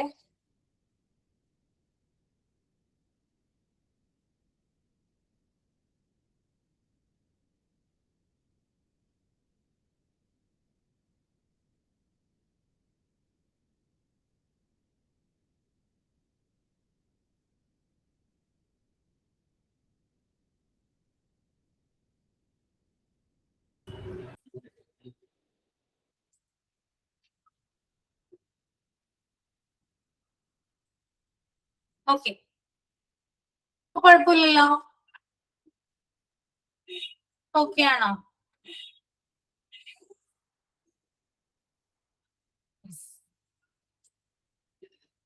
ഓക്കെ. അപ്പൊ സ്റ്റാഫ് കൗൺസിൽ എന്ന് പറയുന്നത് സ്കൂളിന്റെ പ്രധാനപ്പെട്ടിട്ടുള്ള കാര്യങ്ങൾ തീരുമാനിക്കാൻ ടീച്ചേഴ്സിന്റെ ഒരു സംഘം രൂപീകരിക്കുന്നതിനെയാണ് സ്റ്റാഫ് കൗൺസിൽ എന്ന് പറയുന്നത്. ടീച്ചേഴ്സ് അംഗങ്ങളായിട്ട് ഒരു എന്താ പറയാ ഒരു സംഘം രൂപീകരിക്കുന്നതാണ് എന്ത്? Staff council. ഈ സ്റ്റാഫ് കൗൺസിലിൽ ചെയ്യുന്ന കാര്യങ്ങൾ എന്ന് പറഞ്ഞാല് സ്കൂളുമായിട്ട് ബന്ധപ്പെട്ടിട്ടുള്ള പ്രധാനപ്പെട്ട കാര്യങ്ങൾ പ്ലാൻ ചെയ്യുകയും അത് തീരുമാനിക്കുകയും ചെയ്യുന്നത് സ്റ്റാഫ് കൗൺസിലിൽ വെച്ചിട്ടാണ്. അതുപോലെ തന്നെ സ്റ്റാഫ് കൗൺസിലിൽ തന്നെ ആവശ്യമുള്ള രീതിയിൽ വിവിധ കമ്മിറ്റികളായിട്ട് എന്ത് ചെയ്യാം? ഡിവൈഡ് ചെയ്ത് പ്രവർത്തനങ്ങൾ നടത്താം. ഇപ്പൊ ഒരു 30 പേരുള്ള സ്റ്റാഫ് കൗൺസിൽ ആണെങ്കിൽ ആ 30 പേര് കൂടിയിട്ട് എന്ത് ചെയ്യാം? അതായത് ആ 30 പേരെ തന്നെ ഡിവൈഡ് ചെയ്യാം. 5 പേരുള്ള ഗ്രൂപ്പുകളായിട്ട് ഡിവൈഡ് ചെയ്തിട്ട് അവർക്ക് ഓരോ ടാസ്കുകൾ കൊടുക്കാം. അങ്ങനെ സ്റ്റാഫ് കൗൺസിലിന്റെ ജോലി എളുപ്പത്തിൽ ചെയ്തു തീർക്കാനായിട്ട് സാധിക്കും. പിന്നെ അതുപോലെ തന്നെ ഈ സ്റ്റാഫ് കൗൺസിൽ എന്ന് പറയുന്നത് വല്ലപ്പോഴും നടത്തിയിട്ട് കാര്യമില്ല. പ്രധാനപ്പെട്ട വിഷയങ്ങൾ അല്ലെങ്കിൽ ടോപ്പിക്കുകൾ ഡിസ്കസ് ചെയ്യുന്നതിന് വേണ്ടിയിട്ട് തുടർച്ചയായിട്ട് മീറ്റിങ്ങുകൾ നടത്തിയാലാണ് സ്റ്റാഫ് കൗൺസിലിനെ കൊണ്ട് ബെനിഫിറ്റ് ഉള്ളൂ. ഓക്കെ. അപ്പൊ വല്ലപ്പോഴും എന്താ പറയാ കൂടിയിട്ട് യാതൊരു കാര്യമില്ല. ഒരു കൃത്യമായിട്ടുള്ള ഒരു ഇടവേളകളിൽ വെച്ചിട്ട് എന്ത് ചെയ്യണം? സ്റ്റാഫ് കൗൺസില് മീറ്റിങ്ങുകൾ നടത്തേണ്ടതുണ്ട്. അതുപോലെ തന്നെ ഇതിന്റെ മറ്റൊരു പ്രത്യേകത എന്ന് പറയുന്നത് സാധാരണയായിട്ട് സീനിയർ ആയിട്ടുള്ള ടീച്ചേഴ്സ് ആണ് ഇതില് മെമ്പേഴ്സ് ആയിട്ട് ഉണ്ടാവുക കൂടുതലും. ഓക്കെ. സീനിയർ ടീച്ചേഴ്സ് കൂടുതലായിട്ടും ഇതിൽ മെമ്പേഴ്സ് ആയിട്ട് ഉണ്ടാവും. കാരണം എക്സ്പീരിയൻസ് വൈസ് നോക്കുമ്പോൾ അവർക്കാണ് ഏറ്റവും കൂടുതൽ പ്രയോറിറ്റി കൊടുക്കുന്നത്. അപ്പോ അവരൊക്കെയാണ് പ്രധാനപ്പെട്ടിട്ടുള്ള കാര്യങ്ങൾ ഇതിൽ തീരുമാനിക്കുന്നത്. ക്ലിയർ ആണോ സ്റ്റാഫ് കൗൺസില്? ഇത്രയേ ഉള്ളൂ കേട്ടോ. ഓക്കെ അല്ലേ? യെസ്. ഇനി നെക്സ്റ്റ് എന്ന് പറഞ്ഞാൽ സ്റ്റുഡന്റ് കൗൺസിൽ ആണ് കേട്ടോ. റീഡ് ചെയ്തോളൂ റസ്മിന.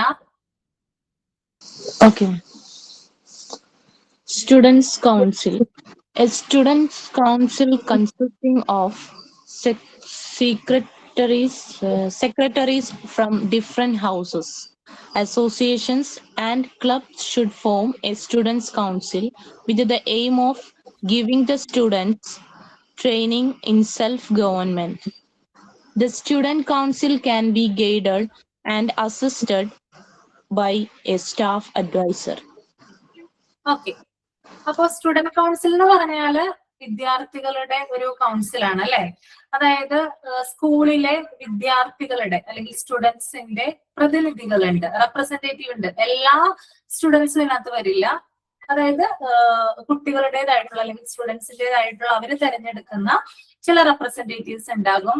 അവരെ ചേർന്ന് രൂപീകരിക്കുന്ന ഒരു കൗൺസിൽ അല്ലെങ്കിൽ ഒരു സമിതിയാണെന്ത് സ്റ്റുഡന്റ് കൗൺസിൽ എന്ന് പറയുന്നത്. പിന്നെ അതുപോലെ തന്നെ വിവിധ ഹൗസുകള്, അതുപോലെ തന്നെ ക്ലബുകള്, അസോസിയേഷനുകള് എന്നിവയിലെ സെക്രട്ടറിമാർ ചേർന്നിട്ടാണ് ഇത് രൂപീകരിക്കുന്നത്. അപ്പോ സ്കൂളിൽ തന്നെയുള്ള പല ഹൗസുകൾ ഉണ്ടാകും, പല ക്ലബുകൾ ഉണ്ടാകും, അസോസിയേഷനുകൾ ഉണ്ടാകും.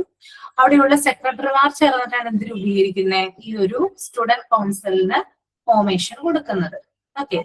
പിന്നെ അതുപോലെ തന്നെ ഈ സ്റ്റുഡന്റ് കൗൺസിലിന്റെ പ്രത്യേകത എന്ന് പറഞ്ഞാല് സ്റ്റുഡൻസിന് സെൽഫ് ഗവൺമെന്റ്, അതായത് സ്വയം നിയന്ത്രണം, എല്ലാ കാര്യങ്ങളും സ്വയം ചെയ്യാനായിട്ട് അവരെ ട്രെയിൻ ചെയ്യിപ്പിക്കുന്നതിന് വേണ്ടിയിട്ട് ഈ സ്റ്റുഡന്റ് കൗൺസിൽ എന്ത് ചെയ്യുന്നു, ഹെൽപ്പ് ചെയ്യുന്നുണ്ട്. ഓക്കെ.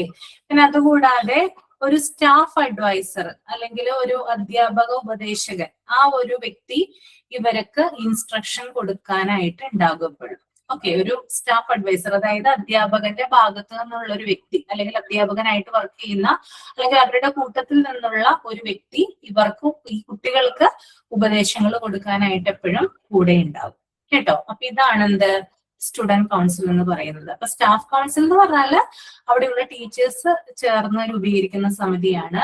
സ്റ്റുഡന്റ് കൗൺസിൽ എന്ന് പറഞ്ഞാൽ കുട്ടികളിൽ നിന്നുള്ള റെപ്രസെന്റേറ്റീവ്സ് ഫോം ചെയ്യുന്ന ഒരു സമിതിയാണ്. ഓക്കെ. രണ്ടും തമ്മിലുള്ള വ്യത്യാസം മനസ്സിലായോ? യെസ്. ദെൻ അടുത്തതാണ് സ്റ്റാഫ് മീറ്റിങ്ങുകൾ കേട്ടോ. സ്റ്റാഫ് മീറ്റിങ്ങുകൾ നിങ്ങൾ കേട്ടിട്ടില്ലേ? ചില സമയങ്ങളിൽ നമുക്ക് ക്ലാസ് ഒന്നും ഉണ്ടാവില്ല, സ്റ്റാഫ് മീറ്റിംഗ് നടക്കുന്ന സമയത്ത് അല്ലെ, ഉച്ചയ്ക്ക് ശേഷം പോകാം അല്ലേ. ഇപ്പൊ കൂടുതലായിട്ട് നമ്മൾ കേട്ടിട്ടുള്ള ഒരു വേർഡാണ് എന്ത് സ്റ്റാഫ് മീറ്റിംഗ് എന്ന് പറയുന്നത് അല്ലെ. നമുക്ക് നോക്കാം എന്താണ് സ്റ്റാഫ് മീറ്റിംഗ്. വായിച്ചോളൂ കേട്ടോ, റീഡ് ചെയ്തോളൂ. Staff meeting. Meeting should be called fortnightly to discuss the different matters, and the staff should have the idea that whatever has been settled upon is mainly their work. Okay. Fortnightly എന്ന് പറഞ്ഞാൽ എന്താ ഉദ്ദേശിക്കുന്നത്? രണ്ടാഴ്ചയിൽ ഒരിക്കൽ എന്നാണ് കേട്ടോ. രണ്ടാഴ്ചയിൽ ഒരിക്കൽ. Okay. അപ്പൊ staff meeting എന്ന് പറയുന്നത് അധ്യാപകര് രണ്ടാഴ്ചയിൽ ഒരിക്കൽ സ്റ്റാഫ് മീറ്റിംഗ് നടത്തണം, അല്ലെങ്കിൽ ഇത്തരത്തിലുള്ള ഒരു മീറ്റിംഗ് നടത്തണം എന്നാണ് ഇവിടെ പറഞ്ഞു വെക്കുന്നത്. ഈ മീറ്റിംഗിൽ എന്താണ് ഡിസ്കസ് ചെയ്യുന്നത്? മെയിൻ ആയിട്ടും സ്കൂളുമായി ബന്ധപ്പെട്ടിട്ടുള്ള വിവിധ കാര്യങ്ങള് ചർച്ച ചെയ്ത് തീരുമാനിക്കുന്നു. ഓക്കെ. ഇതൊരു ഓപ്പൺ ഡിസ്കഷൻ ആണ്. ആർക്കും എന്ത് വേണമെങ്കിലും ഓപ്പൺ ആയിട്ട് തുറന്നു പറയാം. തുറന്നു പറയുന്നതിലൂടെ കുറെ കാര്യങ്ങള് അവര് അന്യോന്യം ഷെയർ ചെയ്യുകയും അതിലൂടെ എന്ത് ചെയ്യുന്നു, അവര് പല തീരുമാനങ്ങൾ എടുക്കുകയും ചെയ്യും. Okay. That is staff meeting. Okay. പിന്നെ അതുപോലെ തന്നെ ഇവിടെ ഞാൻ പറഞ്ഞു ഓപ്പൺ ആയിട്ട് അല്ലെങ്കിൽ ഡിസ്കസ് ചെയ്ത് കുറച്ച് തീരുമാനങ്ങൾ എടുക്കുമെന്ന് പറഞ്ഞു അല്ലെ. അപ്പൊ ഈ എടുക്കുന്ന തീരുമാനങ്ങള് കറക്റ്റ് ആയിട്ട് നടപ്പിലാക്കേണ്ടത് അധ്യാപകരുടെ ഡ്യൂട്ടിയാണ്. വെറുതെ ഒരു തീരുമാനം എടുത്തുകൊണ്ട് പോയാൽ മാത്രമല്ല, അത് നടപ്പിലാക്കണം. സ്റ്റാഫ് മീറ്റിംഗിന്റെ പ്രത്യേകത ഏതാണ്? സ്റ്റാഫ് മീറ്റിംഗില് ഒരു കാര്യം ഓപ്പൺ ആയി സംസാരിച്ച് അത് ഡിസ്കസ് ചെയ്ത് അത് നടപ്പിലാക്കാൻ തീരുമാനിച്ചാൽ അത് നടപ്പിലാക്കിയിരിക്കാം. അത് നിർബന്ധമുള്ള കാര്യമാണ്. അത് അധ്യാപകരുടെ ഡ്യൂട്ടി കൂടിയാണ്. അപ്പൊ ഇത്രയും കാര്യങ്ങളാണ് എന്തിൽ പറയുന്നത്, സ്റ്റാഫ് മീറ്റിങ്ങുകളിൽ പറയുന്നത് കേട്ടോ.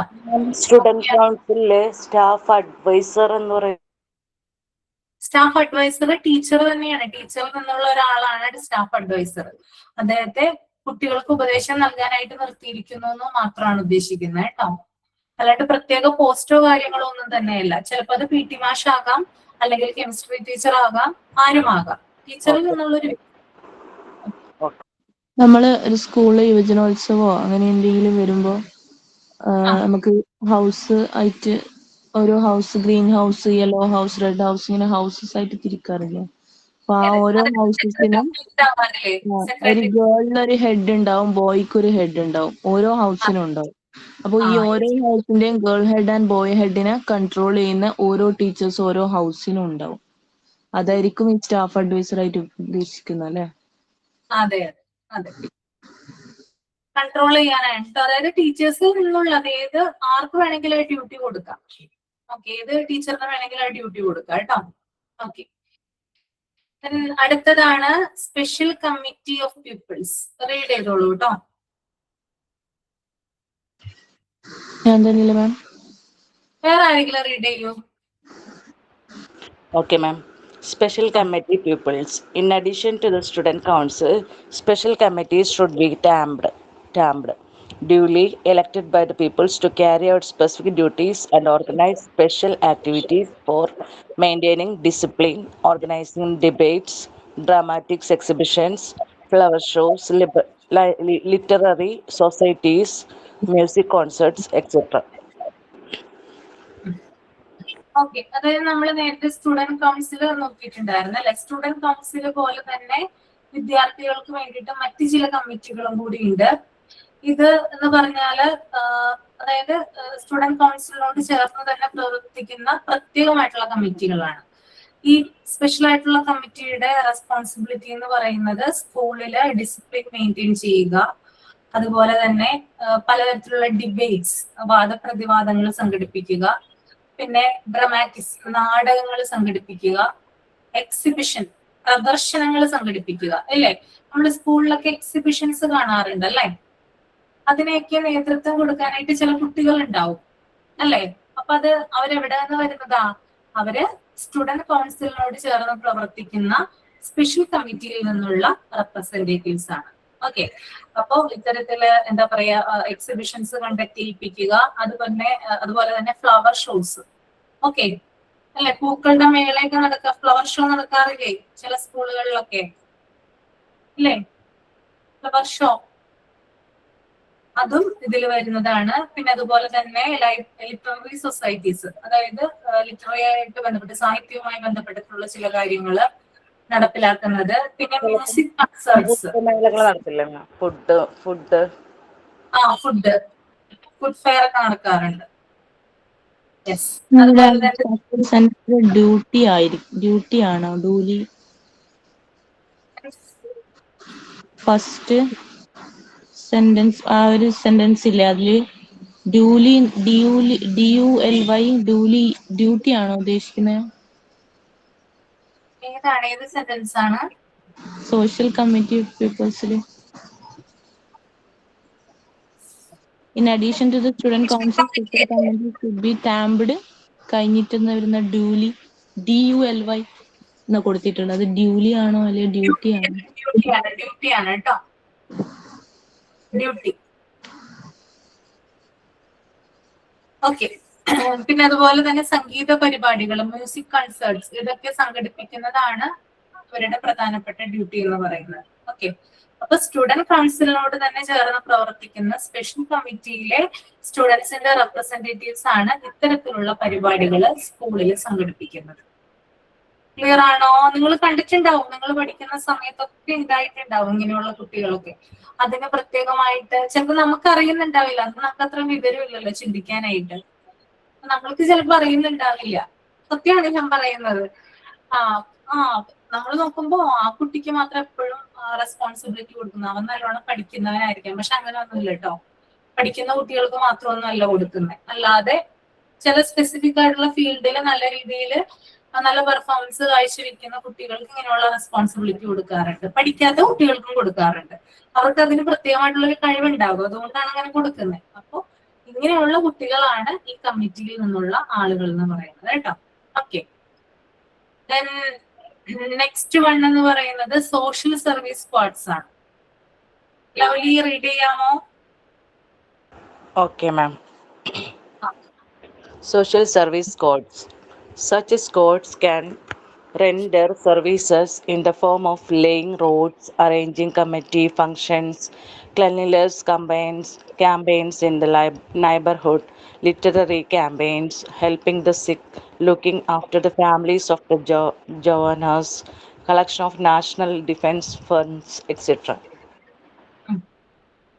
ഓക്കെ, സോഷ്യൽ സർവീസ് സ്ക്വാഡ്സ് എന്ന് പറഞ്ഞാൽ എന്താണ്? സാമൂഹിക സേവന സംഘങ്ങൾ. ഓക്കെ, അതായത് ഇത്തരത്തിലുള്ള, നമുക്കറിയാം ചില കുഞ്ഞുങ്ങളുണ്ട് അല്ലെങ്കിൽ ചില കുട്ടികളുണ്ട്, സമൂഹത്തെ സേവിക്കാനായിട്ട് നടക്കുന്ന ആളുകൾ, അല്ലെ? കുറച്ചു പേരെങ്കിലും ഉണ്ടാവില്ലേ സ്കൂളുകളിൽ അങ്ങനെയുള്ള കുട്ടികള്? അതിൽ ഇൻട്രസ്റ്റ് കണ്ടെത്തുന്ന അല്ലെങ്കിൽ അതിൽ താല്പര്യം, നമുക്കറിയാം NCC ഉണ്ട്, NSS ഉണ്ട്, അല്ലെ? NSS പോലുള്ള സംഘടനകളൊക്കെ ഉണ്ട്, അല്ലെ? അപ്പോ ഇതെന്താണ് കൂടുതൽ ചെയ്യുന്നത്? സമൂഹത്തിന് കൂടുതൽ ഉപകാരപ്രദമായിട്ടുള്ള കാര്യങ്ങൾ ചെയ്യുക എന്നുള്ളതാണ്, അല്ലെങ്കിൽ അത്തരത്തിലുള്ള പ്രവർത്തനങ്ങൾ ചെയ്യുക എന്നുള്ളതാണ് അവരുടെ ഒരു ഡ്യൂട്ടി അല്ലെങ്കിൽ റെസ്പോൺസിബിലിറ്റി എന്ന് പറയുന്നത്. അത് റെസ്പോൺസിബിലിറ്റി ആയിട്ടല്ല കൂടുതൽ ഏറ്റെടുക്കുന്നത്, അവരുടെ ഒരു സന്തോഷം അല്ലെങ്കിൽ അവർക്ക് ഇഷ്ടമുള്ള ഒരു കാര്യം ചെയ്യുക എന്നുള്ളതാണ് ഇതിനകത്ത് പരമപ്രധാനമായിട്ടുള്ള ഒരു കാര്യം എന്ന് പറയുന്നത് കേട്ടോ. അപ്പോ ഇതിനകത്ത് കുട്ടികൾ ചെയ്യുന്ന കാര്യങ്ങൾ എന്ന് പറഞ്ഞാല് റോഡ് നിർമ്മിക്കുന്നതിനുള്ള സഹായങ്ങൾ ചെയ്തു കൊടുക്കാം.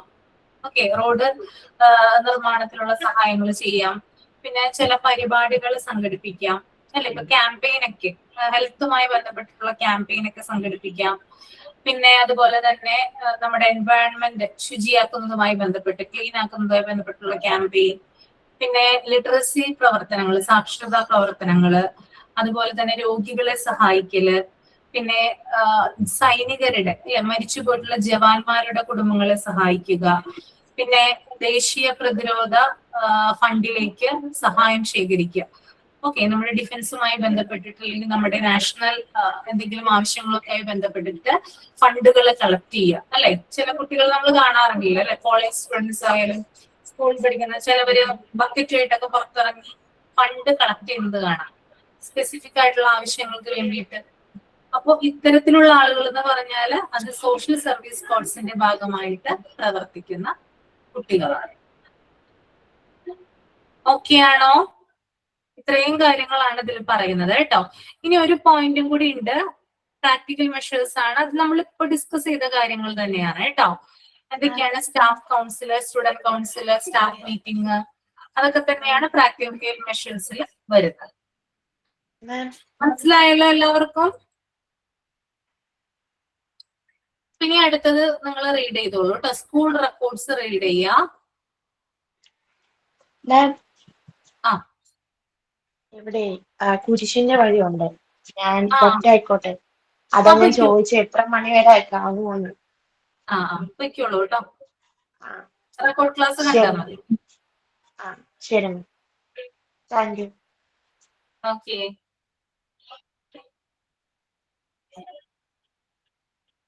പേജ് നമ്പർ 48 and 49 9ാമത്തെ പോയിന്റ് വരെ റീഡ് ചെയ്യുക കേട്ടോ. സ്കൂൾ റെക്കോർഡ്സിൽ സ്കൂൾ റെക്കോർഡ്സ് വായിക്കാൻ നീഡ് ഓഫ് സ്കൂൾ റെക്കോർഡ്സിൽ 9ാമത്തെ പോയിന്റ്, അടുത്ത പേജിൽ 9ാമത്തെ പോയിന്റ് വരെ റീഡ് ചെയ്യാം.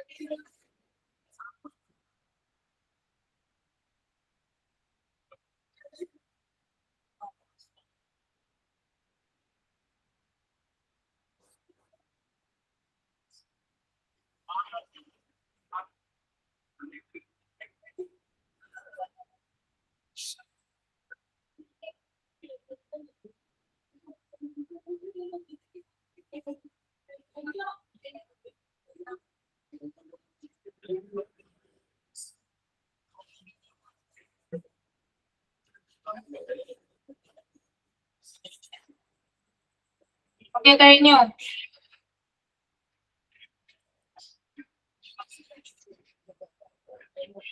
ശ്രുതി ഒന്ന് റീഡ് ചെയ്യാമോ school records?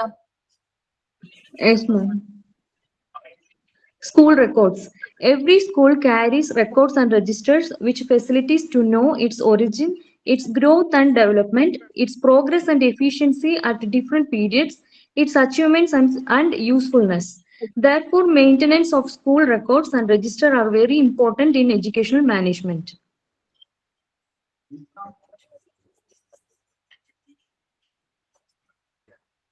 Ma'am, need for school records വായിക്കണോ? വായിച്ചോളൂ. Need for school records. The records of a school essential for its management, administration, and organization. A school head provides mark sheets and certificates to students when they complete the education of the school. These certificates are issued to the students by the school head on the basis of school records. The school records are necessary for the following purposes. The first one, the work distribution of teaching is done by preparing class-wise and teacher-wise timetable. It indicates the workload of teachers and for the functioning of the school. The teachers' leave record is maintained by teachers' attendance register. The students' attendance register is needed for students' attendance and fee account and to realize the fine of students. The students are required 75% attendance for rising final board examination. The students try to reach the school in the right time before the school time. Teacher diary indicates the courses precisely and completed before the examinations and also the students' accomplishment record. Teacher work is recorded. The students' admission and their enrollment and cumulative records are maintained for issuing the certificate to them. The leaving certificates or withdrawal transfer certificates are issued on the basis of their records in the schools. The sport officer also maintains records of students' participation for issuing games certificates.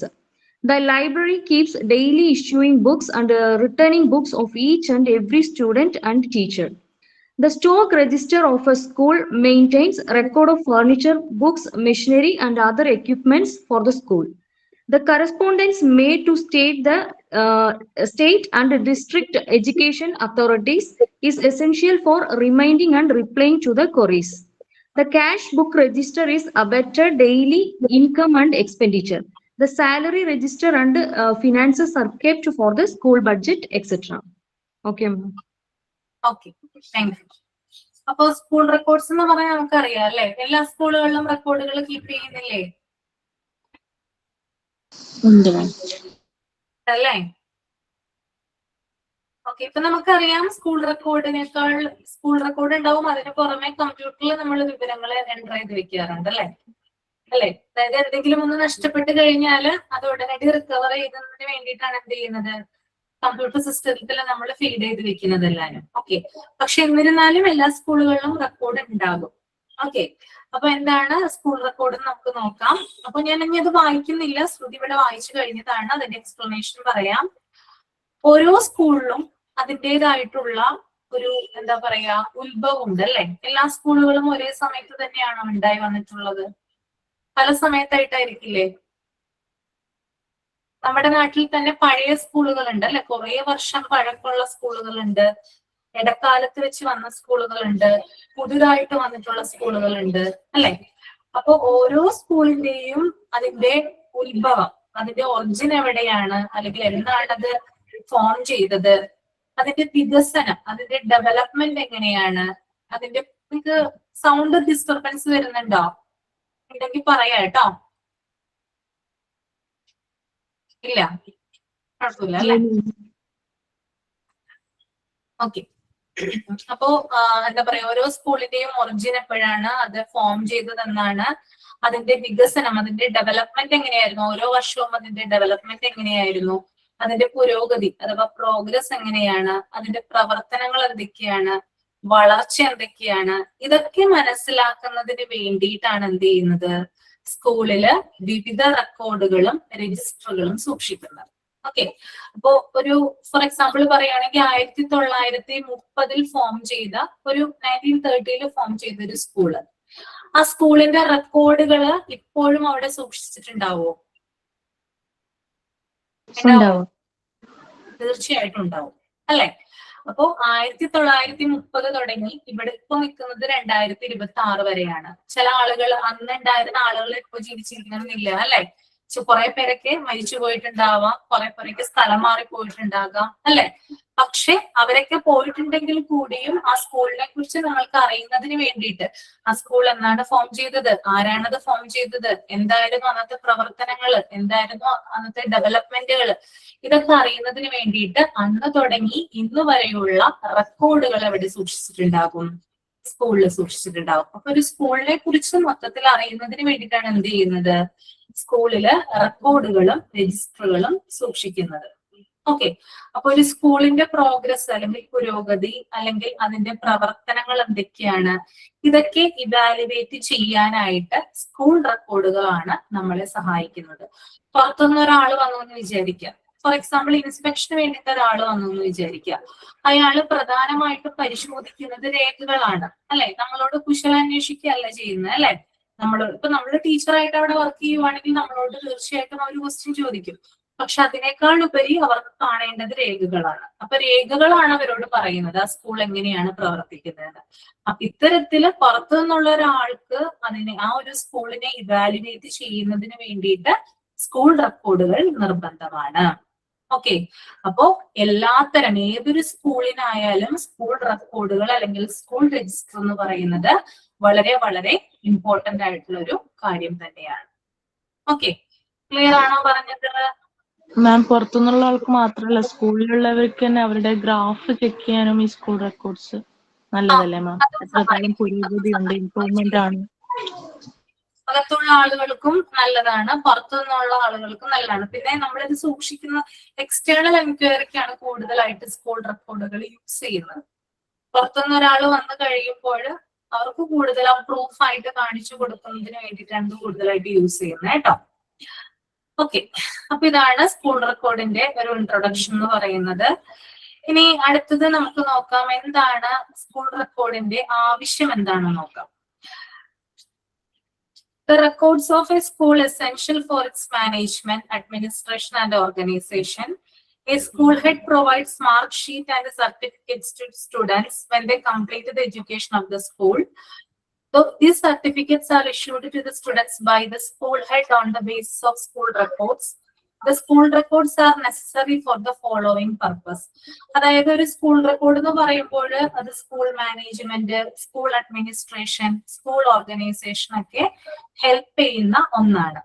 പിന്നെ അതുപോലെ തന്നെ school head mark ഷീറ്റുകൾ provide ചെയ്യുന്നത് കുട്ടികൾക്ക്, സ്റ്റുഡൻസിന് certificates provide ചെയ്യുന്നത് എന്തിന്റെ ബേസിലാണ്?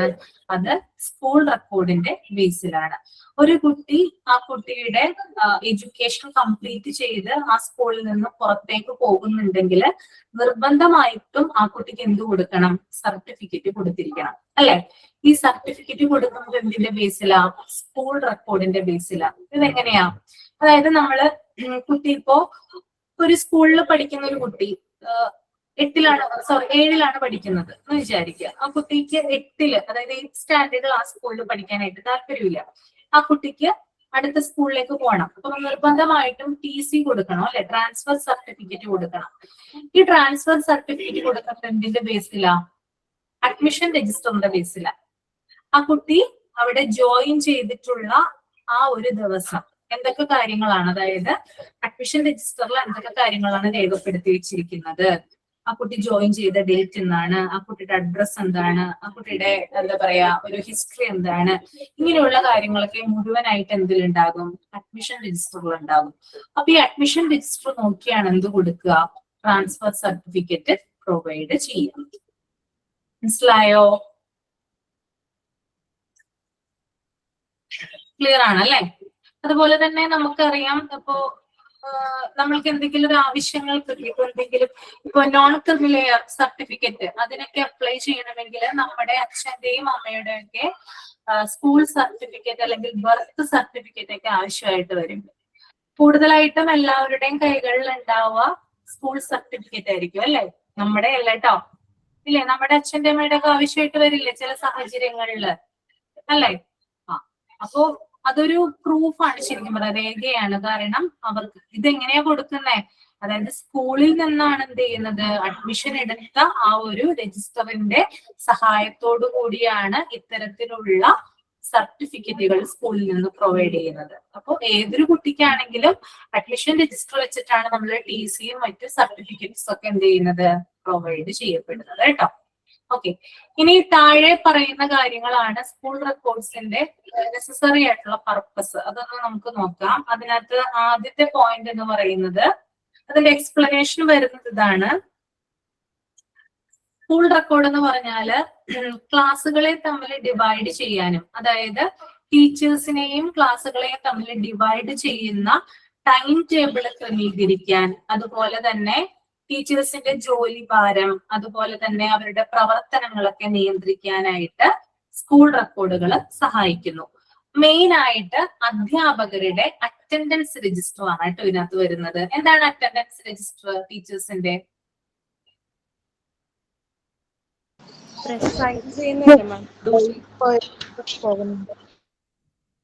എന്താണ് അറ്റൻഡൻസ് രജിസ്റ്റർ?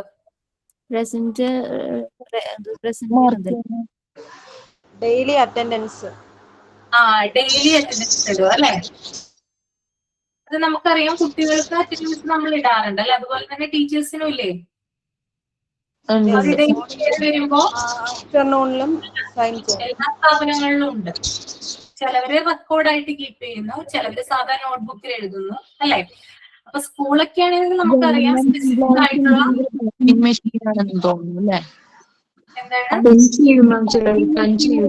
അതുപോലത്തെ സംഭവമാണോ? അറ്റൻഡൻസ് പോലത്തെ സംഭവമാണോ? പഞ്ചിങ് മെഷീൻ ഇല്ലേ, പഞ്ച് ചെയ്യാന്ന് പറയുന്നില്ലേ? പഞ്ച് ചെയ്യുന്നതുണ്ട്. പക്ഷെ നമ്മൾ സാധാരണ ഓഫീസുകളിലൊക്കെ നോർമൽ ആയിട്ട് കാണുന്ന സ്കൂളുകളിലൊക്കെ ഇപ്പോഴും രജിസ്റ്ററിൽ തന്നെയാണ് സൈൻ ചെയ്ത് കയറുന്നതും ഇറങ്ങുന്നതും. കൃത്യമായിട്ട് ടൈമും കാര്യങ്ങളും HMന്റെ റൂമിലായിരിക്കും നമ്മുടെ സ്റ്റാഫിന്റെ രജിസ്റ്റർ ഉണ്ടാവുക. രാവിലെ ഉച്ചയ്ക്കും പോയി HM ഫ്രണ്ടിൽ പോയി ഒപ്പിട്ട് വരുന്നു. അതെ അതെ, അവിടെ പോയി സൈൻ ചെയ്യണം നമ്മള്. എന്നിട്ടായിരിക്കും നമ്മൾ ഇറങ്ങുന്നതും ജോയിൻ ചെയ്ത് കയറുന്നത് അല്ലെ? അപ്പൊ കൃത്യമായിട്ട് ഒരു രജിസ്റ്റർ ഉണ്ടാവും. ആ രജിസ്റ്ററിന് ഒരു സ്ട്രക്ചർ ഉണ്ടാകും. ആ സ്ട്രക്ചറിലായിരിക്കും അത് ഉണ്ടാവുക. അപ്പൊ അതിനകത്ത് നമ്മൾ ഓരോ കാര്യങ്ങൾ നോക്കിയിട്ടാണ് സൈൻ ചെയ്ത് കയറുന്നത്. ഇനി അല്ലാത്ത ദിവസങ്ങളിൽ, നമ്മൾ ലീവായിട്ടുള്ള ദിവസങ്ങളിൽ നമ്മൾ ലീവാണെന്ന് കാണിക്കുകയും ചെയ്യും. അപ്പൊ ഇത്തരത്തില് ടീച്ചേഴ്സിന്റെ അറ്റൻഡൻസ് രേഖപ്പെടുത്തുന്നതിനും അവരുടെ അവധികൾ രേഖപ്പെടുത്താൻ, ലീവുകൾ ഉണ്ടെങ്കിൽ അത് രേഖപ്പെടുത്തുന്നതിനൊക്കെ എന്ത് സഹായിക്കും? അറ്റൻഡൻസ് രജിസ്റ്റർ സഹായിക്കും. ഓക്കെ, അപ്പൊ അറ്റൻഡൻസ് രജിസ്റ്റർ എന്ന് പറയുന്നത് മെയിൻ ആയിട്ട് എന്താണ്? ഒരു റെക്കോർഡാണ്. ടീച്ചേഴ്സിന്റെ കാര്യങ്ങളൊക്കെ അവർ വർക്കിംഗ് ആണോ അല്ലയോ എന്നൊക്കെ നമുക്ക് സ്പെസിഫിക് ആയിട്ട് അറിയാനായിട്ട് സാധിക്കും. ഓക്കെ, ക്ലിയർ ആണല്ലോ? ഇനി രണ്ടാമത്തെ പോയിന്റ് നമുക്ക് നോക്കാം. The students' attendance register is needed for students' attendance and fee account and to realize the fine of students. The students are required 75% attendance for rising final board examination. The students try to reach the school in the right time before the school time. ഇനി അടുത്ത ഒരു പ്രധാനപ്പെട്ട record എന്ന് പറയുന്നത് സ്റ്റുഡന്റിന്റെ attendance register ആണ് അല്ലെ?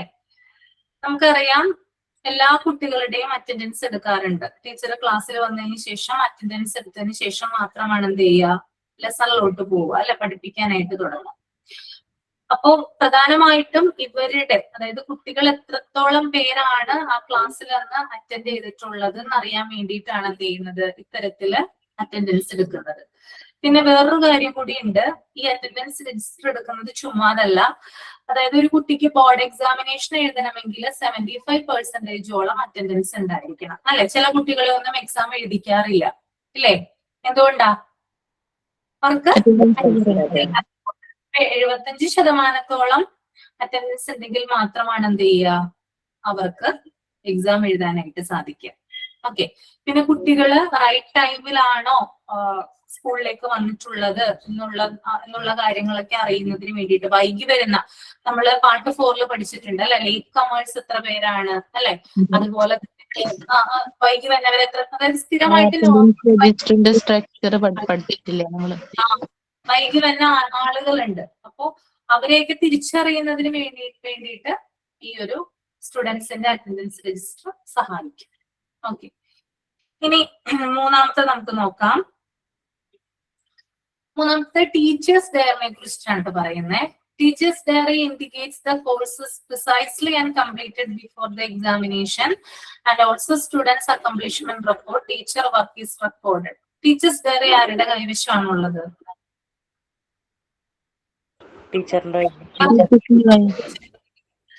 ആരെങ്കിലും work ചെയ്യുന്നവരുണ്ടോ ടീച്ചറായിട്ട് ഇതിനകത്ത്? ഇല്ല. സിന്ധു ഉണ്ടോ? സിന്ധു? ഉണ്ട് ടീച്ചർ. ടീച്ചേഴ്സ് ഡയറി കൈവശം ഉണ്ടോ? നമുക്ക് ടീച്ചിങ് നോട്ട് ഉണ്ട്. ഓക്കെ. എന്തൊക്കെ കാര്യങ്ങളാണ് അതിനകത്തുള്ളത്, എഴുതിയിട്ടുള്ളത്? ടീച്ചിങ് നോട്ടിൽ ഓരോ പീരീഡും ഏത് ക്ലാസ്സിലാണ് കയറുന്നതെന്നുള്ളതും, പിന്നെ ആ ക്ലാസ്സിൽ എന്താണ് പഠിപ്പിച്ചതെന്നുള്ളതും, പിന്നെ ആ ക്ലാസ്സിൽ അന്ന് ആബ്സെന്റ് ആയ കുട്ടിയുടേതും ഏത് കുട്ടിയാണെന്നുള്ളത് എഴുതി വെക്കണം.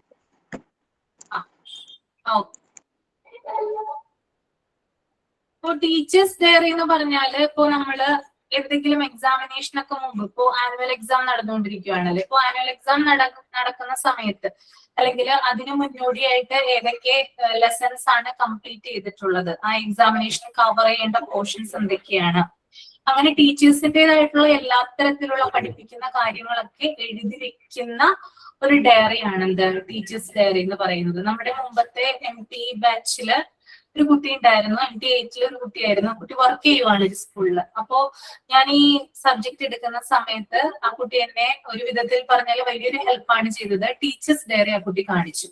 അത് വെറുതെ കാണിക്കുകയല്ല ചെയ്തത്, ഒരു 100 പേജ് ഉണ്ടായിരുന്നു അത്. ആ കുട്ടി അത് ഓരോ പേജും മറിച്ചാണ് ആ ക്ലാസ്സിൽ നിന്ന് പ്രസന്റ് ചെയ്തത്.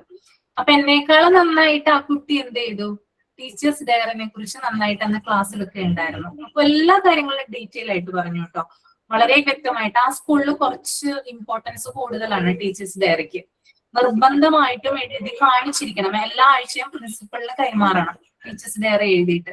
അപ്പൊ അത്രമാത്രം ഭംഗിയിലാണ് അത് എഴുതി വെച്ചിട്ടുണ്ടായിരുന്നത്. അപ്പൊ ആ ഒരു കാര്യം കാണിച്ചു. ഡയറിയിൽ ലെസൺ പ്ലാൻസ് ഒക്കെ ഉണ്ടോ? എന്താണ്? എഴുതും. ഡയറിയിൽ ലെസൺ പ്ലാൻസ് ഒക്കെ ഉണ്ടാവോ? ഉണ്ടാവും കേട്ടോ.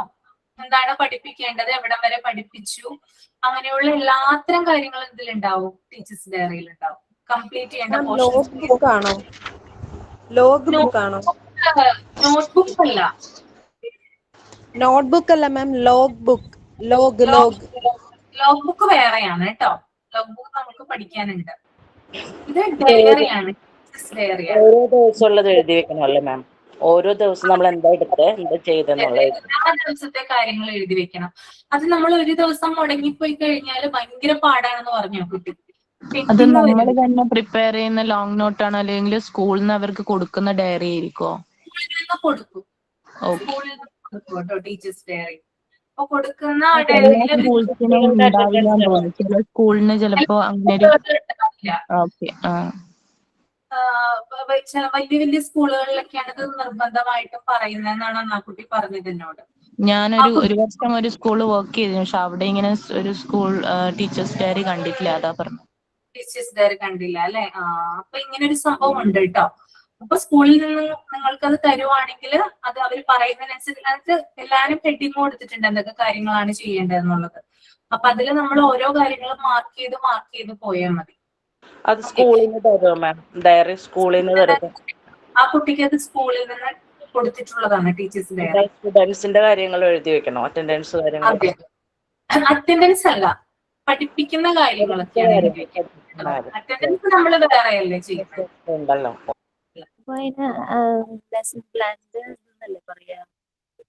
എന്താണ്? അപ്പൊ അതിന് ലെസൺ പ്ലാന്റെ ബുക്ക് എന്നല്ലേ പറയാ? ടീച്ചേഴ്സ് ഡയറി എന്നാണ് ഇത് കൂടുതലായിട്ട് അറിയപ്പെടുന്നത്. ലെസൺ പ്ലാനിങ് വേറെ ഉണ്ടോന്ന് എനിക്ക് അറിയില്ല കേട്ടോ. ടീച്ചേഴ്സ് ഡയറിയില് നമ്മൾ എല്ലാ ദിവസത്തെയും കാര്യങ്ങൾ എഴുതി വെക്കും. ഇപ്പൊ ഒരു ടീച്ചർക്ക് തന്നെ പല ക്ലാസ്സുകൾ കൈകാര്യം ചെയ്യാനുണ്ടാകും. അപ്പോ ആ ഒരു 6ാം ക്ലാസ്സിൽ പഠിപ്പിക്കുന്നുണ്ടെങ്കിൽ അല്ലെങ്കിൽ 5ാം ക്ലാസ്സിൽ പഠിപ്പിക്കുന്നുണ്ടെങ്കിൽ അങ്ങനെ ഓരോ കാര്യങ്ങളും വ്യക്തമായിട്ട് ഡീറ്റെയിൽ ആയിട്ട് എന്തിൽ എഴുതി വെക്കും? ടീച്ചേഴ്സ് ഡയറിയിൽ എഴുതി വെക്കും കേട്ടോ. അത് നിങ്ങൾ മനസ്സിലാക്കി വെച്ചാൽ മതി. ഓക്കെ, നമുക്ക് ഇനി അടുത്ത പോയിന്റിലോട്ട് പോവാം.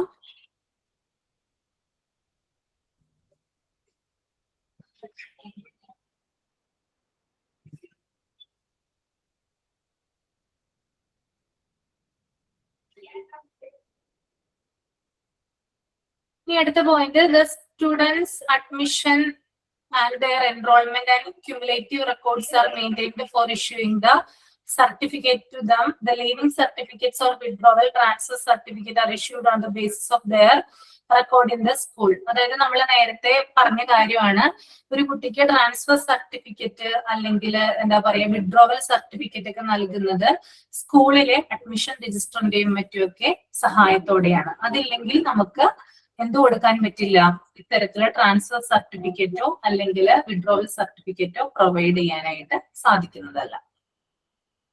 Then next point, the sports എന്നാണ് കേട്ടോ. Sports officer also maintains the record of students participation for issuing game certificate. എന്താണ് അവിടെ ഉദ്ദേശിക്കുന്നത്? സ്പോർട്സ് ഓഫീസർ എന്താ ചെയ്യുന്നത്? എന്താ വായിച്ചിട്ട് മനസ്സിലായേ? അത് ഓരോ ഗെയിംസിലും പാർട്ടിസിപ്പേറ്റ് ചെയ്യുന്ന സ്റ്റുഡൻസിന്റെ റെക്കോർഡ്സ് എഴുതി വെക്കും. ഏതൊക്കെ ഗെയിംസ് ഉണ്ട്, സർട്ടിഫിക്കറ്റ്സ് കൊടുക്കും, എഴുതി വെക്കുക. ഗെയിംസിലൊക്കെ പാർട്ടിസിപ്പേറ്റ് ചെയ്യുന്ന കുട്ടികളാണെങ്കിൽ അവർക്ക് സർട്ടിഫിക്കറ്റ് കൊടുക്കാനായിട്ട് അദ്ദേഹം എന്ത് ചെയ്യും? ഒരു റെക്കോർഡ്സ് എന്ത് ചെയ്യും? അദ്ദേഹത്തിന്റെ കീഴില് മെയിൻറ്റെയിൻ ചെയ്ത് കൊണ്ടുപോകുന്നുണ്ടാവും, കെപ്റ്റ് ചെയ്യുന്നുണ്ടാവും കേട്ടോ. ഓക്കെ, അതായത് ഓരോ കുട്ടികളുടെ പെർഫോമൻസ് എങ്ങനെയാണ്, അവർക്ക് എന്താണ് അവരുടെ എന്താ പറയുക ടോട്ടൽ മാർക്ക് എങ്ങനെയാണ്, ഇങ്ങനെയുള്ള കാര്യങ്ങളൊക്കെ രേഖപ്പെടുത്തി വെക്കാനാണ് കേട്ടോ. ഓക്കെ, അപ്പോ ഗെയിമിന്റെ സർട്ടിഫിക്കറ്റുകളൊക്കെ കൊടുക്കുന്ന സമയത്ത് ഇത്തരത്തിലുള്ള റെക്കോർഡുകൾ അതിൽ ഹെൽപ്ഫുൾ ആയിട്ട് വരും. Next point, the library keeps daily issuing books and returning book of each and every student and teacher. ഇത് നിങ്ങൾക്ക് അറിയാവുന്ന ഒരു കാര്യമാണ്. എന്താ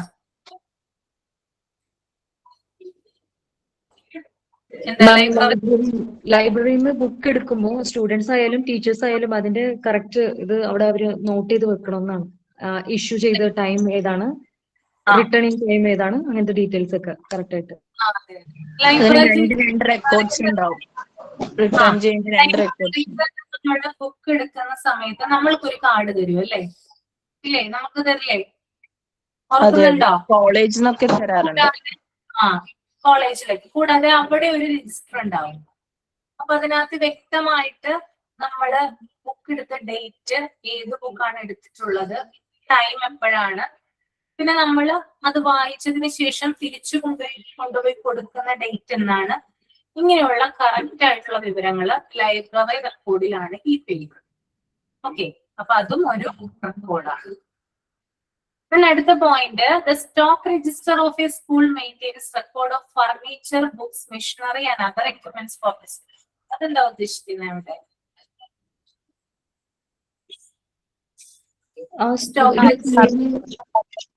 സ്റ്റോക്ക് എത്ര എണ്ണം ഉണ്ട്, എന്തൊക്കെയുണ്ട് ഐറ്റംസ്, എല്ലാത്തിന്റെ സ്റ്റോക്ക് കൃത്യമായ കണക്കുണ്ടായിരിക്കും.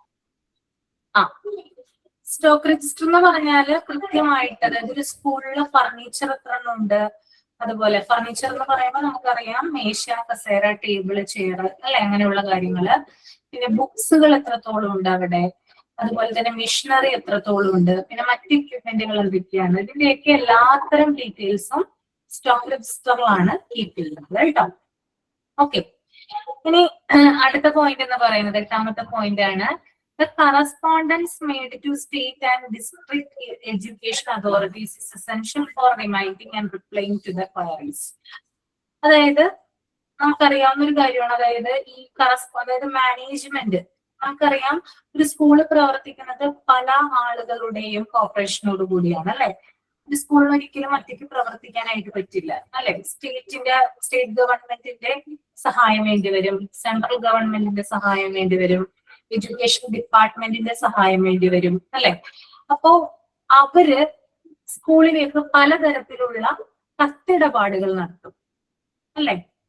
ഒഫീഷ്യൽ ആയിട്ടുള്ള കത്തിടപാടുകളായിരിക്കും അല്ലെ. ഫോമൽ ആയിട്ടുള്ളതായിരിക്കില്ലേ, അത് പ്രിൻസിപ്പളുടെ പേരിലായിരിക്കും ചിലപ്പോ വരുന്നത് അല്ലെ. അപ്പൊ ഇത്തരത്തില് വരുന്ന കത്തിടപാടുകൾ, അങ്ങനെ വരുന്ന ലെറ്റേഴ്സിന് റിപ്ലൈ കൊടുക്കുക. വെറുതെ വന്നാൽ മാത്രം പോരാ, നമ്മൾ കറക്റ്റ് എന്തെങ്കിലും ഇപ്പൊ ഒരു എഡ്യൂക്കേഷൻ ഡിപ്പാർട്ട്മെന്റ് സ്കൂളിനോട് ഒരു കാര്യം ആവശ്യപ്പെട്ട് കത്തയക്കുവാണെങ്കിൽ നിർബന്ധമായിട്ടും അതിന് റിപ്ലൈ നമ്മൾ അയച്ചിരിക്കണം.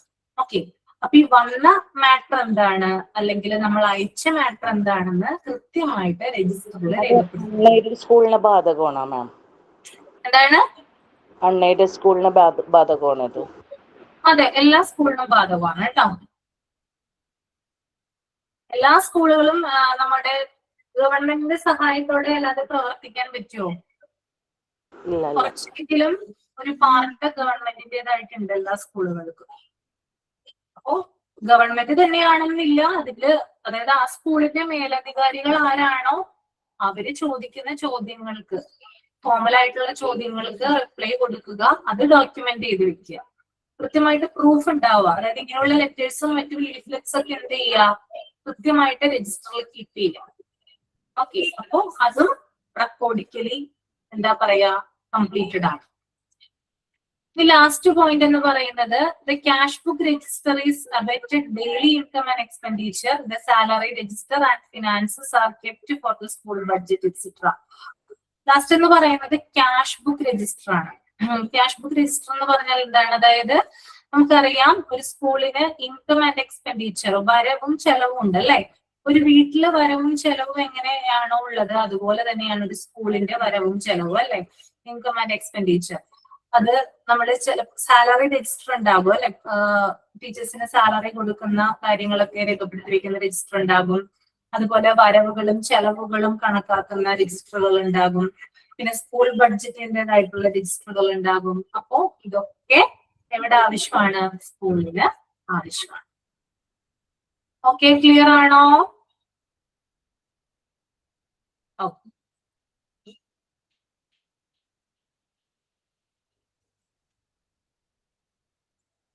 ഇത്രയും കാര്യങ്ങൾ നിങ്ങൾക്ക് മനസ്സിലായില്ലേ?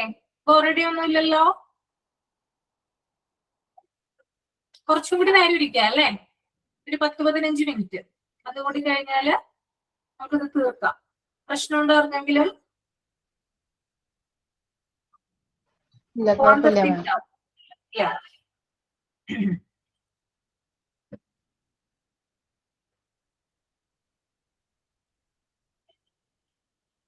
ഈ ഒരു ടോപ്പിക്, ഇത് ഒബ്ജക്റ്റീവ്സ് ഓഫ് സ്കൂൾ റെക്കോർഡ്സ് ആണ്. ഇത് ഞാൻ നിങ്ങൾക്ക് അസൈൻമെന്റ് ആയിട്ട് തരാം കേട്ടോ, ക്ലാസ് റൂമിൽ ഇട്ടേക്കാം. അത് നിങ്ങൾ നിങ്ങളുടെ സമയം അനുസരിച്ച് ഒന്ന് ചെയ്താൽ മതി. അസൈൻമെന്റ് ആണ്, സെമിനാർ അല്ല കേട്ടോ. അത് ഏതൊക്കെയാണെന്ന് ഞാൻ പറയാം. 3 കാര്യങ്ങൾ വരുന്നുണ്ട്, അത് നിങ്ങൾ മനസ്സിലാക്കി വെക്കണം. ഒന്ന്, സ്കൂൾ റെക്കോർഡ്സിന്റെ ഒബ്ജക്റ്റീവ്സിൽ വരുന്നത് ടു ഹെൽപ്പ് ദ സ്കൂൾ. സ്കൂളിൽ എങ്ങനെയാണ് സ്കൂൾ റെക്കോർഡ് സഹായകരമാകുന്നത് അത് പറയുന്നുണ്ട്. പിന്നെ to help the classroom teacher, ഒരു ടീച്ചർക്ക് എങ്ങനെയാണ് ഹെൽപ്ഫുൾ ആകുന്നത്. പിന്നെ ടു ഹെൽപ്പ് ദ പീപ്പിൾസ്, സ്റ്റുഡൻസിന് എങ്ങനെയാണ് സ്കൂൾ റെക്കോർഡ് ഹെൽപ്ഫുൾ ആവുന്നത്. ഓക്കെ, അപ്പൊ അത് അസൈൻമെന്റ് ആയിട്ട് ചെയ്താൽ മതി. ഓക്കെ, ഈ പോയിന്റ്സിന് തന്നെ എഴുതണം മേഡം, അതോ അതിനെ കുറച്ചും കൂടി നമുക്ക് ചെയ്താക്കി എഴുതണം? ഇത് തന്നെ എഴുതിയിട്ട് ഒന്ന് എക്സ്പ്ലെയിൻ ചെയ്ത് എഴുതിയാൽ മതി. അത് തന്നെ, വേറെ ആഡ് ഒന്നും ചെയ്യണ്ട, എല്ലാവരും ഇതിനകത്ത് തന്നെ ഉണ്ട് കേട്ടോ. അങ്ങനെ നോക്കിയാൽ മതി. ഇനി നമുക്ക് ഇതൊന്ന് നോക്കാം കേട്ടോ. ഇനി എന്തൊക്കെ സ്കൂൾ റെക്കോർഡ്സും രജിസ്റ്ററും ആണ് സ്കൂളിൽ സൂക്ഷിക്കുന്നതെന്ന് നമുക്ക് നോക്കാം. അതാദ്യം നിങ്ങളൊന്ന് റീഡ് ചെയ്യൂ കേട്ടോ. Page number 50 and 51.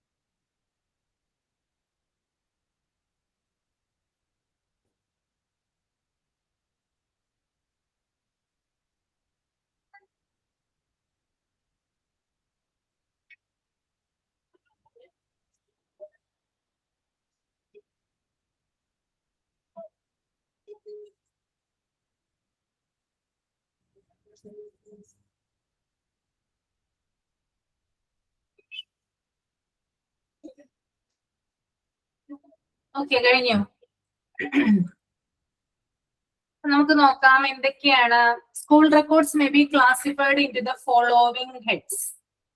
അതില് ആദ്യത്തേത് ജനറൽ റെക്കോർഡ്സ് ആണ് കേട്ടോ. സാധാരണയായിട്ട് എല്ലാ സ്കൂളുകളിലും സൂക്ഷിക്കുന്ന റെക്കോർഡുകളാണ് ജനറൽ റെക്കോർഡ് എന്ന് പറയുന്നത്.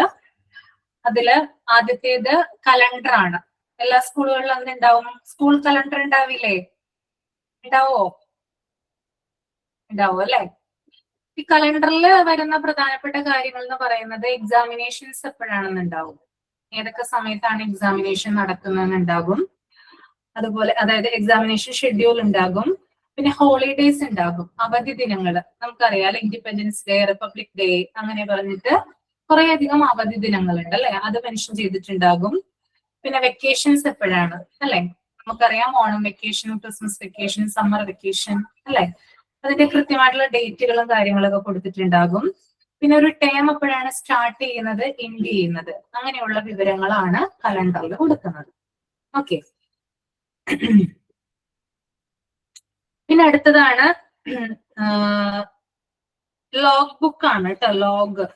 ലോങ് അല്ല കേട്ടോ, ലോഗ് ബുക്ക് എന്ന് തിരുത്തുക കേട്ടോ. ലോഗ് ബുക്ക് എന്ന് പറഞ്ഞാല് maintaining important administrative and academic information. അതായത് ഒരു സ്കൂളിലെ പ്രധാനപ്പെട്ട അഡ്മിനിസ്ട്രേറ്റീവ് ആയിട്ടുള്ള അല്ലെങ്കിൽ അക്കാദമിക് ആയിട്ടുള്ള ഇൻഫോർമേഷൻസിനെ കുറിച്ചിട്ടാണ് ലോഗ് ബുക്കിൽ പറയുന്നത്. Okay, maintaining important administrative and academic information. Okay. പിന്നെ അടുത്തത് വരുന്നത് ഒരു പ്രാവശ്യം കൂടെ പറയോ? Maintaining important administrative and academic information. Maintaining important administrative and academic information.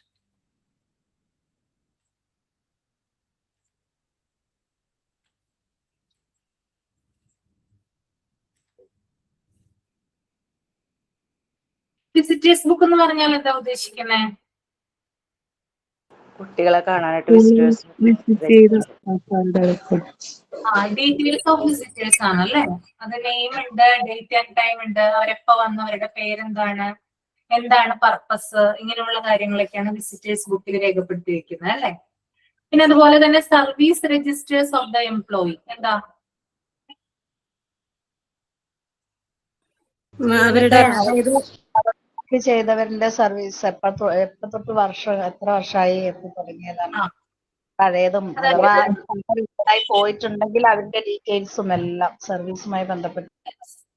അതായത് ഇതൊരു ഡോക്യുമെന്റ് ആണ്. ഇതിനകത്തുള്ള കാര്യങ്ങൾ എന്ന് പറഞ്ഞാല് ഇമ്പോർട്ടൻസ്, അതായത് എംപ്ലോയീസിന്റെ ഇമ്പോർട്ടന്റ് ആയിട്ടുള്ള ഇവന്റ്സിന്റെ കരിയർ, അവരുടെ കരിയറിൽ ഉണ്ടായിട്ടുള്ള പ്രധാനപ്പെട്ട സംഭവങ്ങള്, പിന്നെ അവരുടെ റിക്രൂട്ട്മെന്റ് എപ്പോഴാണ് നടന്നത്, അവരുടെ റിട്ടയർമെന്റ് എന്താണ്, അവരുടെ ഹിസ്റ്ററി എന്താണ്, ഇങ്ങനെയുള്ള കാര്യങ്ങളൊക്കെയാണ് സർവീസ് രജിസ്റ്ററിൽ വരുന്നത് കേട്ടോ.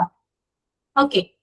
പിന്നെ അഡ്മിഷൻ രജിസ്റ്റർ അറിയാലോ, കുട്ടിയെ ജോയിൻ ചെയ്യുന്ന സമയത്ത് കുട്ടിയുടെ ഡീറ്റെയിൽസ്, എല്ലാ തരത്തിലുള്ള ഡീറ്റെയിൽസ് രേഖപ്പെടുത്തി വെക്കുന്നതാണ് അഡ്മിഷൻ രജിസ്റ്ററിൽ ഉള്ളത് കേട്ടോ.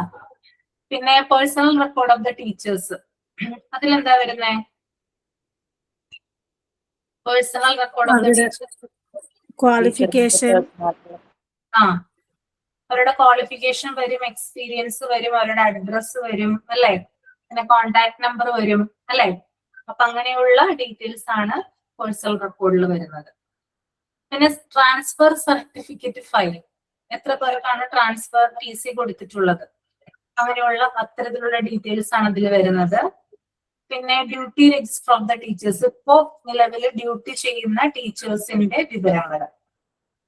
പിന്നെ അതർ ബുക്ക്, മറ്റ് ആവശ്യങ്ങൾക്ക് വേണ്ടിയിട്ട് ഉപയോഗിക്കുന്ന ബുക്കുകൾ. അപ്പൊ ഇത്രയുമാണ് ജനറൽ റെക്കോർഡിൽ വരുന്നത് കേട്ടോ. ക്ലിയർ ആണോ? Ma'am, duty register of the teachers എന്ന് പറഞ്ഞാല് ഇപ്പൊ ജോലി ചെയ്യുന്ന ടീച്ചേഴ്സിന്റെ വിവരങ്ങൾ കേട്ടോ.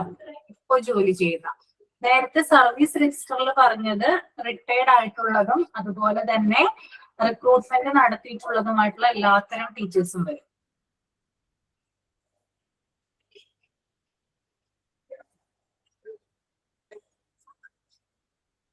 ഇനി അടുത്തതാണ് ഫിനാൻഷ്യൽ റെക്കോർഡ്സ്, സാമ്പത്തികപരമായിട്ടുള്ള രേഖകളാണ് കേട്ടോ ഇതിനകത്ത് വരുന്നത്, റെക്കോർഡുകൾ. അതിനകത്ത് ആദ്യത്തേതാണ് അക്വിറ്റൻസ് റോൾ. എന്താണെന്ന് അറിയാമോ, കേട്ടിട്ടുണ്ടോ? സാലറിയുടെ സൈൻ ചെയ്യുന്ന സാലറി, ശമ്പള വിതരണം കേട്ടോ. അതിനെ കുറിച്ചിട്ടാണ്, അതായത് സാലറി പാക്കേജ് എങ്ങനെയാണ്, അതിന്റെ എന്താ പറയാ സപ്ലൈ എങ്ങനെയാണ്, ഇങ്ങനെയുള്ള കാര്യങ്ങളൊക്കെയാണ് അക്വിറ്റൻസ് റോളിൽ വരുന്നത് കേട്ടോ. ശമ്പള വിതരണവുമായി ബന്ധപ്പെട്ടിട്ടുള്ള കാര്യങ്ങൾ.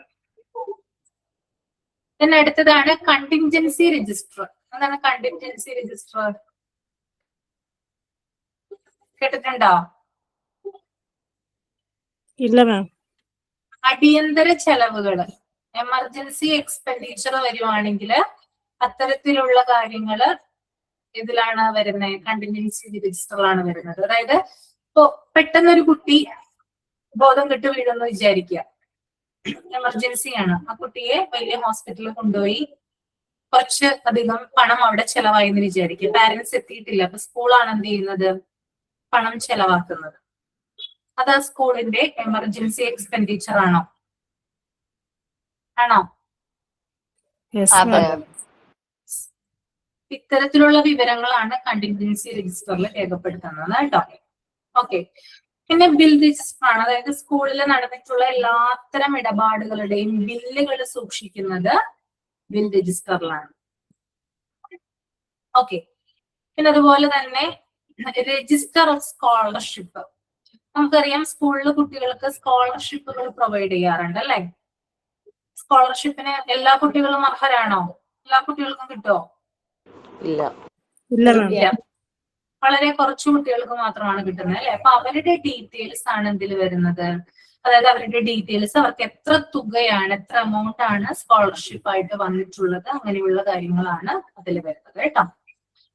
നെക്സ്റ്റ് നിങ്ങൾക്ക് അറിയാവുന്ന ഒരു കാര്യമാണ് രജിസ്റ്റർ ഓഫ് ഡൊണേഷൻ. ഡൊണേഷൻ സ്വീകരിക്കാറില്ലേ സ്കൂളുകള്? ഉണ്ട് മാം. അത് പല എമൗണ്ട് ആയിരിക്കും അല്ലെ സ്വീകരിക്കുന്നത് ആളുകളിൽ നിന്ന്. എല്ലാവരും ഒരേപോലെ ആയിരിക്കില്ല ചിലപ്പോൾ കൊടുക്കുന്നത്. അപ്പോ അതിന്റെ തുക അല്ലെങ്കിൽ എമൗണ്ട് എത്രയാണെന്ന് കറക്റ്റ് പാരന്റ്സിന്റെ ഒക്കെ പേര് എഴുതി വെച്ചിട്ട് ഈ രജിസ്റ്ററിലാണ് സൂക്ഷിക്കുന്നത്. പിന്നെ അടുത്തത് സ്റ്റുഡൻസ് ഫണ്ട് രജിസ്റ്റർ, അതായത് സ്റ്റുഡൻസിന് വേണ്ടി മാത്രം നീക്കി വെക്കുന്ന ചില ഫണ്ടുകളുണ്ട്, അവരുടെ പഠന പ്രവർത്തനങ്ങൾക്ക് വേണ്ടിയിട്ട് അല്ലെങ്കിൽ കോ കരിക്കുലർ ആക്ടിവിറ്റീസിന് വേണ്ടിയിട്ടൊക്കെ നീക്കി വെക്കുന്ന ഫണ്ടുകൾ. അതിന്റെ വിവരങ്ങളൊക്കെ ഫണ്ട് രജിസ്റ്ററിലാണ് സൂക്ഷിക്കുന്നത്. നെക്സ്റ്റ് വൺ ക്യാഷ് ബുക്ക് ആണ്. ക്യാഷ് ബുക്ക് എന്ന് പറയുന്നത് എന്താ, പേരിൽ തന്നെ ഉണ്ട്. അതായത് ഡേ ടു ഡേ നടക്കുന്ന ട്രാൻസാക്ഷൻസ്, അതെ, ഡേ ടു ഡേ നടക്കുന്ന ട്രാൻസാക്ഷൻസ്, ഡേ ടു ഡേ നടക്കുന്ന വരുമാനവും ചെലവും. ഓക്കെ, ഇപ്പൊ ഒരു സ്കൂൾ വണ്ടി ഓടണമെങ്കിൽ അതിനകത്ത് ഡീസൽ അടിക്കണം അല്ലെ, അല്ലെങ്കിൽ പെട്രോൾ അടിക്കണം, എന്നാലേ ഓടുള്ളൂ. ആണോ? അതെ. കുഞ്ഞുങ്ങൾക്ക് ഭക്ഷണം കൊടുക്കണമെങ്കിൽ അല്ലെ, അരി വാങ്ങണം, പച്ചക്കറി വാങ്ങണം അല്ലെ, ഇതൊക്കെ ഡേ ടു ഡേ നടക്കുന്ന. പിന്നെ പാലും മുട്ടയൊക്കെ കൊടുക്കുന്നുണ്ടെങ്കിൽ അത് ഡെയിലി ആണ് വാങ്ങുക അല്ലെ, സ്റ്റോക്ക് ആയിട്ട് വിൽക്കില്ല പാലൊക്കെ അല്ലെ, ഡെയിലി ആ വാങ്ങുക അല്ലെ. അപ്പൊ ഇതൊക്കെ എന്താണ്, ഒരു സ്കൂളിന്റെ ഡേ ടു ഡേ ഉള്ള ചെലവുകളാണ്. അപ്പൊ അത്തരത്തിലുള്ള വിവരങ്ങളാണ് ക്യാഷ് ബുക്കില് രേഖപ്പെടുത്തുന്നത് കേട്ടോ. Next one trunk call register ആണ്. എന്താണ് ഈ ട്രങ്ക് കോൾ രജിസ്റ്റർ? കേട്ടിട്ടുണ്ടോ എവിടെയെങ്കിലും ഈ ഒരു വേർഡ്? പണ്ടൊക്കെ ട്രങ്കുകൾ വെക്കുകയായിരുന്നു ഫോൺ ചെയ്യാൻ വേണ്ടി. അതായത് ലോങ് ഡിസ്റ്റൻസ് കോൾസിനെയാണ് ട്രങ്ക് കോൾ എന്ന് പറയുന്നത് കേട്ടോ, ദൂരേക്കുള്ള വിളികൾ. അതായത് ഒരു സ്കൂള് പല ആവശ്യങ്ങൾക്ക് വേണ്ടിയിട്ട് ചിലപ്പോ എബ്രോഡ് വിളിച്ചെന്ന് വരാം അല്ലെ, അല്ലെങ്കിൽ സ്റ്റേറ്റിന് പുറത്തോട്ട് വിളിച്ചെന്ന് വരാം അല്ലെ. അപ്പൊ ഇത്തരത്തില് കോളുകള് കണക്ട് ചെയ്യുന്നതിന് വേണ്ടിയിട്ട് ചെലവുണ്ട് അന്നത്തെ കാലത്തൊക്കെ. അപ്പോ അത്തരത്തിലുള്ള എവിടേക്കാണ് വിളിച്ചത്, എത്ര സമയം വിളിച്ചു അല്ലെ, അങ്ങനെയുള്ള കാര്യങ്ങളൊക്കെ രേഖപ്പെടുത്തി വെക്കുന്നതിന് വേണ്ടിയിട്ടാണ് ട്രങ്ക് കോൾ രജിസ്റ്റർ സ്കൂളിൽ കെറ്റ് ചെയ്തിട്ടുണ്ടായിരുന്നത്. ഓക്കെ, മുമ്പെന്നൊക്കെ പറഞ്ഞ് നമുക്ക് ഇപ്പോഴുള്ള പോലെ അല്ലല്ലോ, വാട്സപ്പോ മെയിലോ അങ്ങനെയുള്ള കാര്യങ്ങളൊന്നും ഉണ്ടായിരുന്നില്ല അല്ലെ. ഫുൾ നമ്മൾ ടെലിഫോൺ വഴിയായിരുന്നു കമ്മ്യൂണിക്കേറ്റ് ചെയ്തിരുന്നത് അല്ലെ, എല്ലാവർക്കും അറിയാവുന്ന ഒരു കാര്യമാണത്. ഓക്കെ, അപ്പോ അത്തരത്തിലുള്ള ചെലവുകളാണ് കേട്ടോ അതിൽ വരുന്നത്. Next one fee collection register ആണ്. ഫീ കളക്ഷൻ രജിസ്റ്റർ എന്ന് പറഞ്ഞാൽ കുട്ടികളിൽ നിന്ന് വാങ്ങിക്കുന്ന പലതരത്തിലുള്ള ഫീസുകൾ. ഓക്കെ, അതായത് ചിലപ്പോൾ കുട്ടികളിൽ നിന്ന് പെനാൽറ്റി ആയിട്ട് വാങ്ങിക്കുന്നതായിരിക്കാം, അല്ലെങ്കിൽ എന്താ പറയാ കുറേയധികം ഫീസുകൾ വാങ്ങിക്കുന്നുണ്ടാവും. അപ്പൊ അങ്ങനെയുള്ള കാര്യങ്ങളൊക്കെയാണ് ഇതില് രേഖപ്പെടുത്തി വെക്കുക. ക്ലിയർ ആണോ? Yes ma'am.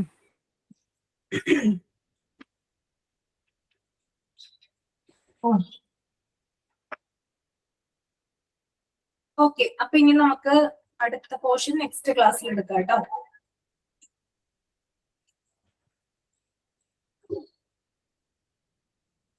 അപ്പൊ നിങ്ങളൊരു കാര്യം ചെയ്യുക, അടുത്ത ഭാഗങ്ങളൊക്കെ ഒന്ന് വായിച്ചിട്ട് വരിക. അപ്പൊ നമുക്ക് കൂടുതൽ മനസ്സിലാവും. ടീച്ചർ ഒരു ഡൗട്ട്. പറഞ്ഞോളൂ. ഞാൻ ഇതുവരെ സെമിനാർ അവതരിപ്പിച്ചിട്ടില്ല. എനിക്ക് അത് ജോലി ഉള്ളതുകൊണ്ട് എനിക്ക് ടൈമിൽ കയറാൻ പറ്റത്തില്ല.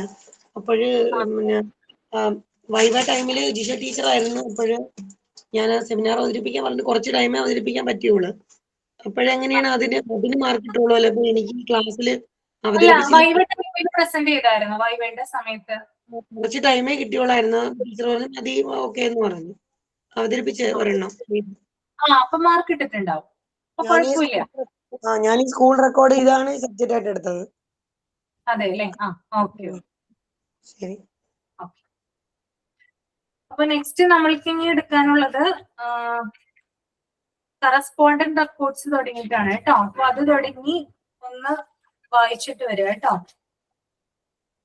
ക്യുമുലേറ്റീവ് റെക്കോർഡ് വരെ ഒന്ന് റീഡ് ചെയ്തിട്ട് വരിക അടുത്ത ക്ലാസ്സിൽ. എല്ലാവരും തന്നെ റീഡ് ചെയ്യുക കേട്ടോ. അപ്പൊ നമുക്ക് പെട്ടെന്ന് ലാഗില്ലാതെ തീർക്കാൻ പറ്റും. ഓക്കെ, അപ്പൊ വൈൻഡപ്പ് ചെയ്തോട്ടെ. അപ്പൊ എല്ലാവർക്കും താങ്ക് യു, ഇത്രയും നേരം ക്ഷമിച്ചിരുന്നേനെ കേട്ടോ. അല്ലെങ്കിൽ നമ്മുടെ ഈ ടോപ്പിക് പോർഷൻ തീരില്ല, പിന്നെ ചടപടേന്ന് എടുക്കേണ്ടി വരും. അതുകൊണ്ടാണ് ഇന്ന് ക്ലാസ് വെച്ചത് കേട്ടോ. Thank you ma'am. Thank you.